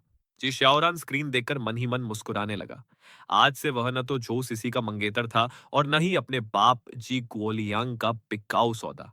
वह सिर्फ जी श्याओरान था, अपनी मर्जी का मालिक। उसने फोन करके पूछा, चेन बिजी है क्या? तेरी आवाज थोड़ी उखड़ी उखड़ी लग रही है, सब ठीक तो है ना? मैंने कहा, अरे मेरा जब मन करेगा मैं घर से निकल जाऊंगा। वैसे तुझे तो कब का वह जेल जैसा घर छोड़ देना चाहिए था। उसने लाचारी से कहा, लेकिन यार, मेरे पास जाने के लिए कोई ठिकाना ही नहीं है। मैंने सीधे कहा, तो मेरे पास आ जा। जो 2 कमरों का फ्लैट मैंने दादी के लिए रेंट पर लिया था, जब मैं वीकेंड पर गांव गया तो उन्होंने आने से साफ मना कर दिया। उसने झिझकते हुए पूछा, क्या वहां रहना ठीक रहेगा? कोई दिक्कत तो नहीं होगी? मैंने बोला, क्या दिक्कत होगी बे? पहले मेरे घर शिफ्ट हो जा, बाद में मनपसंद मकान ढूंढ लेना। वैसे मेरे घर से तेरे ऑफिस का चक्कर थोड़ा लंबा नहीं पड़ेगा। वह बोला, घर छोड़ते ही मैं अपने बाप की कंपनी की घटिया जॉब लात मारकर छोड़ दूंगा। वैसे भी उन घर वालों को मेरी कोई फिक्र नहीं है। मैं माहौल बदलकर नई शुरुआत करना चाहता हूँ। हाँ, याद आया, तेरी हुओ कॉरपोरेशन ने अभी हाल ही में बहुत से कामचोरों को निकाला था, तो नई भर्ती जल्द ही आ रही होगी ना? हाँ, सच में। मैं अपनी चील जैसी नजर रखूंगा और जैसे ही कोई खबर आएगी, सबसे पहले तुझे ही इत्तला दूंगा। चल ठीक है। तो उसी शाम जो जी श्याओरान कल तक भीगी बिल्ली बना रहता था, उसने अपने घर वालों के होश ठिकाने लगा दिए और अपना बोरिया बिस्तर उठाकर सीधे मेरे घर आ गया। अगली सुबह मुझे जी श्याओरान के हाथों का बना एकदम गर्मा गर्म ब्रेकफास्ट खाने को मिला। उसने पूछा, अच्छा हाँ, जो गु चिंग चेंग ने तुझे कर्ज की पर्ची लिखकर दी थी, क्या तूने उसे वापस लौटा दी? मैंने सिर खुजलाते हुए कहा, अरे यार, मैं तो पूरी तरह भूल ही गया। क्या वो खुद मांगने नहीं आई? नहीं यार, जब उसने वे पक्के सबूत भेजे थे तब भी उसने उस पर्ची का जिक्र तक नहीं किया। इसीलिए मेरे दिमाग से बात निकल गई। तो अब क्या करें? फोन करके बोलूं क्या कि आकर अपनी रसीद ले जाए? मैंने अपनी अक्ल दौड़ाते हुए सलाह दी। तेरी मर्जी है, लेकिन अगर मैं होता तो खुद चलकर देने का नाटक न करता। जब वो मांगेगी तब मुंह पर फेंक देना। आखिरकार काम होने के बाद लौटाने की बात हुई थी ना? फिर क्यों फालतू में अपनी एड़ी घिसकर आगे बढ़कर देने जाए? दिल में अजीब सी खलबली हो रही है। फालतू में खुद को महान क्यों दिखाना? जी शाओरान ने सिर हिलाया। बात तो पते की है, जैसा तू कहेगा वैसा ही करूंगा। अबे लंच का टाइम हो गया, तभी मुझे नोटिफिकेशन दिखा, ली चेन, कंपनी ने भर्ती का नोटिस चिपका दिया है। मैंने तुरंत जी शाओरान को मैसेज ठोका, हुओ कॉरपोरेशन ने वैकेंसी निकाल दी है, फटाफट अपना रिज्यूमे तैयार कर। जी शाओरान का तुरंत रिप्लाई आया, सब पहले से तैयार है भाई। इधर बॉस के ऑफिस में असिस्टेंट ने पूछा, मैडम जी रात को नींद ठीक से नहीं आई क्या? हुओ न्यान बोली, अरे नींद तो धांसू आई थी, पर न जाने क्यों दिन भर कुंभकर्ण की तरह नींद के झोंके आ रहे हैं। जैसे ही हुओ न्यान ने अपना टिफिन खोला, उसमें से मछली की ऐसी तीखी बदबू नाक में घुसी कि उसके पेट में उबकाई का बवंडर उठ खड़ा हुआ।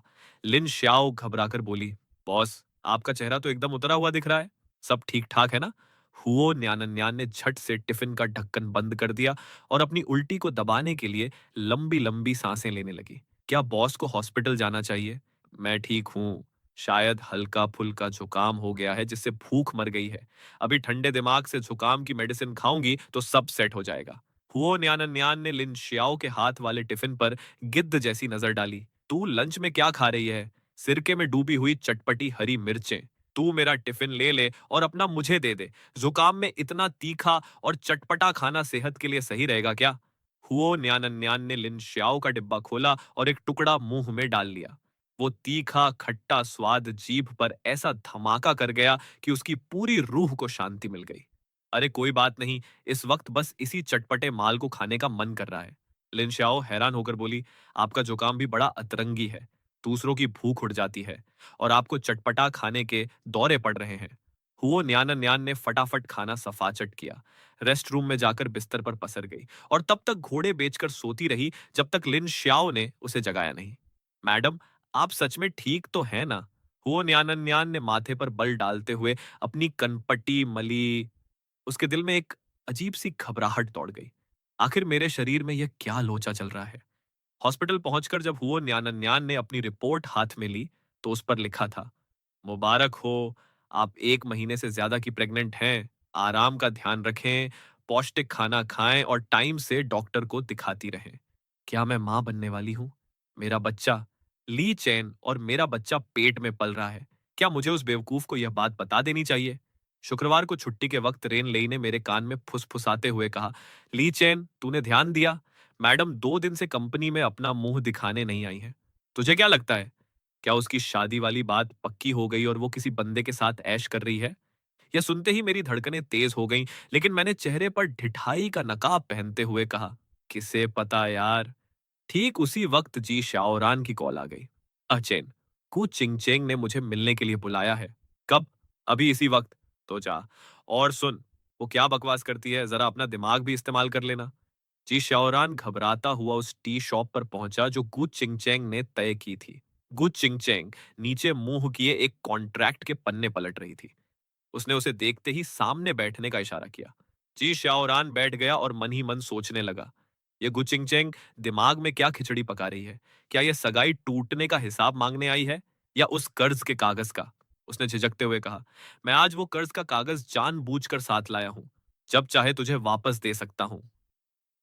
कुचिंगचेंग बोली, उस कागज की कोई जल्दी नहीं है। आज तुझे यहाँ उस फालतू चीज के लिए नहीं बुलाया। पहले जो फैमिली और तेरे बाप की कंपनी के खिलाफ सबूत जुटाते वक्त मुझे थोड़े घटिया रास्ते अपनाने पड़े थे, उसके लिए मैं तुझसे माफी मांगती हूँ। पर बिजनेस के रूल्स बड़े कड़े होते हैं।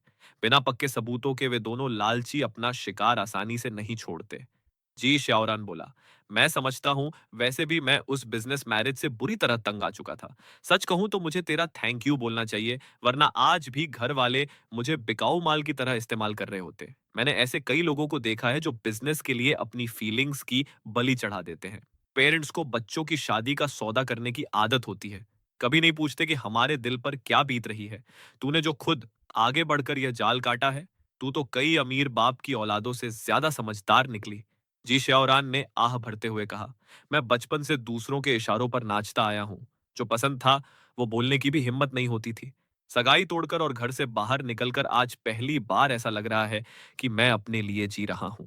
कुछ चिंगचेंग ने उसकी आंखों में आंखें डालकर कहा, सच कहूं तो मेरी नजर तुझ पर बहुत पहले से थी।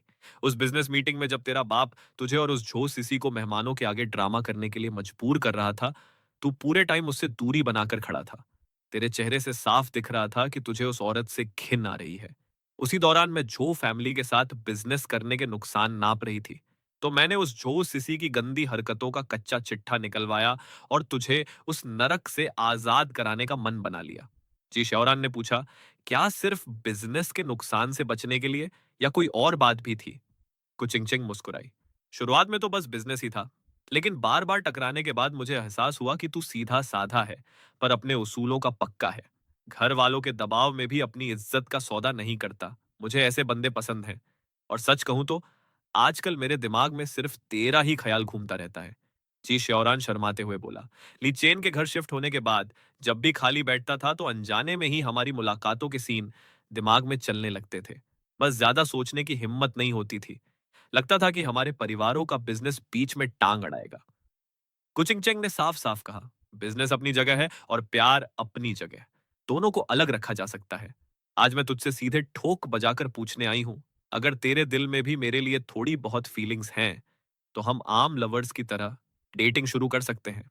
ना कोई फैमिली की बकवास, ना कोई बिजनेस का लफड़ा। सिर्फ हम दोनों। और अगर तेरा ऐसा कोई इरादा नहीं है तो मैं वो कर्ज की पर्ची वापस ले लूंगी और सिर्फ काम से काम रखूंगी। तेरी जिंदगी में कभी दोबारा टांग नहीं अड़ाऊंगी।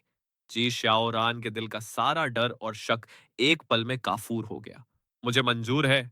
उसके होठों पर एक प्यारी सी मुस्कान आ गई। मैं तेरे साथ पूरी शिद्दत से प्यार करना चाहता हूँ। कू चिंग चेंग का चेहरा भी खिल उठा। उसने वो कर्ज का कागज वापस उसकी तरफ खिसका दिया। इसे अपने पास ही रख, तेरी गारंटी के तौर पर। क्या इस शनिवार मेरे घर आना पसंद करेगा? मैं तेरे लिए अपने हाथों से कड़क खाना बनाऊंगी। वैसे भी ली चेन घर पर नहीं होगा। जी शाओरान झट से बोला, बिल्कुल आऊंगा। और अगर तेरा बाप तुझे परेशान करे तो मुझे कभी भी बता देना। बेफिक्र रहे, इस बार मैं किसी के आगे घुटने नहीं टेकने वाला। एक बार मेरी जॉब सेट हो जाए फिर हम रोज मिलेंगे। हाँ, आज रात मैं ली चेन को यह बात बताने वाला हूँ। वो हमेशा यही चाहता था कि मैं उस बिकाऊ शादी के दलदल से निकलकर किसी सच्ची बंदी से प्यार करूं। बहुत बढ़िया। जैसे ही वह घर लौटा, मैंने तुरंत मुंह उठाकर पूछा, हाँ भाई, क्या हुआ? क्या गुचिंग चेंग ने तुझे उस कर्ज की पर्ची के लिए बुलाया था या कोई नया बखेड़ा खड़ा करने? उसने दांत निकालते हुए कहा, हम दोनों ने ऑफिशियली एक दूसरे को डेट करने का फैसला कर लिया है। यह सुनते ही मेरी बांछें खिल गईं। अरे वाह! मेरे भाई, तेरे लिए बहुत खुश हूँ यार। आखिरकार उस घटिया शादी की बर्बादी से पीछा छूटा और कोई तेरे जैसी टक्कर की बंदी मिली। एकदम जबरदस्त। जी श्याओरान ने हंसते हुए सिर हिलाया। हाँ यार, मैंने उसे कल डिनर पर बुलाया है। अफसोस कि तू घर पर नहीं होगा। मैंने ठहाका लगाते हुए हाथ हिलाया। अरे कोई बात नहीं भाई, कभी ना कभी तो मुलाकात हो ही जाएगी। अच्छा ही है मैं बाहर हूं, वरना तुम दोनों के बीच कबाब में हड्डी बनता। हम दोनों देर रात तक बातें करते रहे, आने वाले डेटिंग के प्लान से लेकर जी श्याओरान के करियर के फ्यूचर तक। अपने घर पहुंचकर कुछ चिंग चेंग के दिमाग में सिर्फ जी श्याओरान के ही हसीन ख्याल चल रहे थे। उसने मैसेज भेजा, घर पहुंचकर खबर कर देना, गाड़ी ध्यान से चलाना। जी श्याओरान ने रिप्लाई किया, घर पहुंच गया, आज बहुत मजा आया। कल सुबह फ्री है क्या? शहर के बाहर पगडंडी पर वॉकिंग के लिए चले? अगली सुबह तड़के टहलने के बाद वे दोनों साथ में मार्केट गए। जी शाओरान ने किचन में जाकर खाना पकाया। कुचिंगचेंग ने जैसे ही पहला निवाला चखा, उसकी आंखें फटी की फटी रह गईं। अरे वाह भाई, सच में बहुत डिलीशियस है। जी शाओरान बोला, पहले तो टाइम पास के लिए खाना बनाता था, पर अब किसी अपने के लिए बनाने में असली मजा आ रहा है। फिर तो आगे मुझे रोज ऐसा ही धांसू खाना खाने को मिलेगा। रविवार की शाम को जब जी श्याओरान बाहर अपनी गर्लफ्रेंड के साथ एंजॉय कर रहा था, मैं अकेला सोफे पर पड़ा मोबाइल चला रहा था कि तभी दरवाजे पर दस्तक हुई। दरवाजा खोला तो सामने हुआ न्यान खड़ी थी। मैंने पूछा, तू यहाँ इस वक्त क्या करने आई है? ली चेन, मुझे तुझे एक बहुत जरूरी बात बतानी है। क्या बात है? पहले अंदर तो आ। उसने अपने बैग से एक कागज निकाला और मेरे हाथ में थमा दिया। हॉस्पिटल की रिपोर्ट थी। ऊपर की लाइन देखते ही मेरे होश उड़ गए। मेरा बच्चा, हुओ न्यानन न्यान, और मेरा बच्चा पेट में पल रहा है। मैंने हकलाते हुए पूछा, तुझे यह बात कब से पता थी? पिछले हफ्ते से, पर मैं सोच में पड़ी थी कि तुझे बताऊं या नहीं। तूने मुझे बताया क्यों नहीं फिर? उसने अपनी आंखें नीची करके कहा, मुझे डर था कि तू डरपोक की तरह भाग जाएगा। उस दिन तूने मुझसे शादी करने के बजाय पैसों को चुना था। मुझे लगा इस बार भी तू वही हरकत करेगा। मैंने उसकी आंखों में झांक कर कहा, अरे, पैसों को इसलिए चुना था क्योंकि मैं किसी का पालतू दामाद बनकर गुलामी नहीं करना चाहता था। तो अब तू क्या चाहती है? अब मैं तुझे चुनती हूँ। वह सीधे मेरी छाती से आकर चिपक गई और धीरे से बोली, शुक्र है, आखिरकार तेरा दिमाग ठिकाने आया। मैं अपनी हंसी रोक नहीं पाया। मेरी छाती के अंदर धड़कनें नगाड़े बजा रही थी। मैंने उसके कान में कहा, लेकिन उस 13 मिलियन यानी 1 करोड़ 30 लाख रुपए को वापस मांगने की भूल मत करना। वो मेरी छाती पर मुक्का मारकर बोली, बड़े लालची इंसान हो। अगली सुबह तड़के जब जी श्याओरान ने हुआ न्यान को मेरे कमरे से बाहर निकलते देखा तो उसके होश उड़ गए। आह चैन, और तुम दोनों का पहले से चक्कर चल रहा था क्या? मान गए भाई, तेरी स्पीड तो कमाल की है। मैंने मुस्कुराते हुए कहा, तू और तेरी गुचिंगचैंग भी कोई कछुए की चाल नहीं चल रहे हो। आने वाले दिनों में एक के बाद एक खुशखबरी का तांता लग गया। हो हाओ और ल्यू शिनरू नाम के उन मुजरिमों को गबन, टैक्स चोरी और डोमेस्टिक वायलेंस करके जान लेने के जुर्म में पुलिस ने जेल में ठूंस दिया। उनकी शी युन कंपनी को पूरी तरह नीलाम करके सारे बैंक अकाउंट सील कर दिए गए। शू हाउजी जो इंटरनेट पर अफवाहें फैला रहा था, कोर्ट ने उस पर मेंटल हैरेसमेंट का तगड़ा जुर्माना ठोका और इंटरनेट पर पब्लिकली मुंह खोलकर माफी मांगने का हुक्म सुनाया। उसके जितने भी आवारा दोस्त थे, सबको ब्लैकलिस्ट कर दिया गया। जी शौरान का बाप जी गोलियांग बाद में अपना उल्लू सीधा करने और बाप बेटे का नाटक करने आया था, पर जी शौरान ने उसे सीधे मुंह पर एक ही थप्पड़ जैसा जवाब दिया। आज के बाद मेरी जिंदगी के फैसले मैं खुद करूंगा, तू बीच में मत बोल। 1 महीने बाद मैंने अपना पक्का कॉन्ट्रैक्ट साइन कर लिया। जी श्याओरान ने भी हमारी हो कॉरपोरेशन ज्वाइन कर ली। वह जी तोड़ मेहनत करने लगा और उसकी गु चिंगचेंग के साथ लव लाइफ एकदम टनाटन चलने लगी। सबसे ज्यादा खुशी की बात यह थी कि मेरी प्यारी दादी आखिरकार शहर आ गई। मैंने अपना वही पुराना नाटक आजमाया। रोज फोन करके रोता था कि बहुत ओवर टाइम करना पड़ रहा है, घटिया खाना मिलता है और रात को नींद नहीं आती। दादी ये सुनते ही घबरा गई। रातों रात अपना बोरिया बिस्तर बांधा और सीधी ट्रेन पकड़ कर आ गई। दरवाजे से अंदर कदम रखते ही चमचमाता हुआ कमरा, नई बिछौनी और मेज पर रखे फल मिठाइयां वो देखकर बोली, फिर फालतू में पैसे उड़ा दिए नालायक ने। मैंने उनके गले लगकर कहा, दादी, अब बिना किसी झंझट के आराम से रहो। अब से ऑफिस से लौटते ही मुझे आपके हाथों का गर्मा गर्म खाना खाने को मिलेगा। चल ठीक है, मैं तेरे लिए खाना बनाऊंगी। वह किचन की तरफ मुड़ गई। उनकी फुर्ती देखकर लग ही नहीं रहा था कि वह गांव छोड़कर शहर आई है। जब हुओ न्यान पहली बार हमारे घर डिनर पर आई, दादी हाथों में खाना लेकर बाहर निकली। उसे देखा और पूछा, आह चैन, ये सुंदर सी लड़की कौन है रे? हुओ न्यान ने आगे बढ़कर संस्कार दिखाए। नमस्ते दादी जी, मैं हुओ न्यान हूँ, आपके चेन की गर्लफ्रेंड। बहुत बढ़िया, कितनी सुंदर है और कितनी मिठास से बोलती है। चेन, लड़की पसंद करने में तेरी पारखी नजर माननी पड़ेगी। दादी की तारीफ सुनकर हुओ न्यान के गाल शर्म से लाल हो गए। मैंने उसे आंख मारी तो उसने भी एक शैतानी मुस्कान चिपका दी। दादी बोली, बेटिया, तू तो बहुत पतली है, थोड़ा दबाकर खाया कर।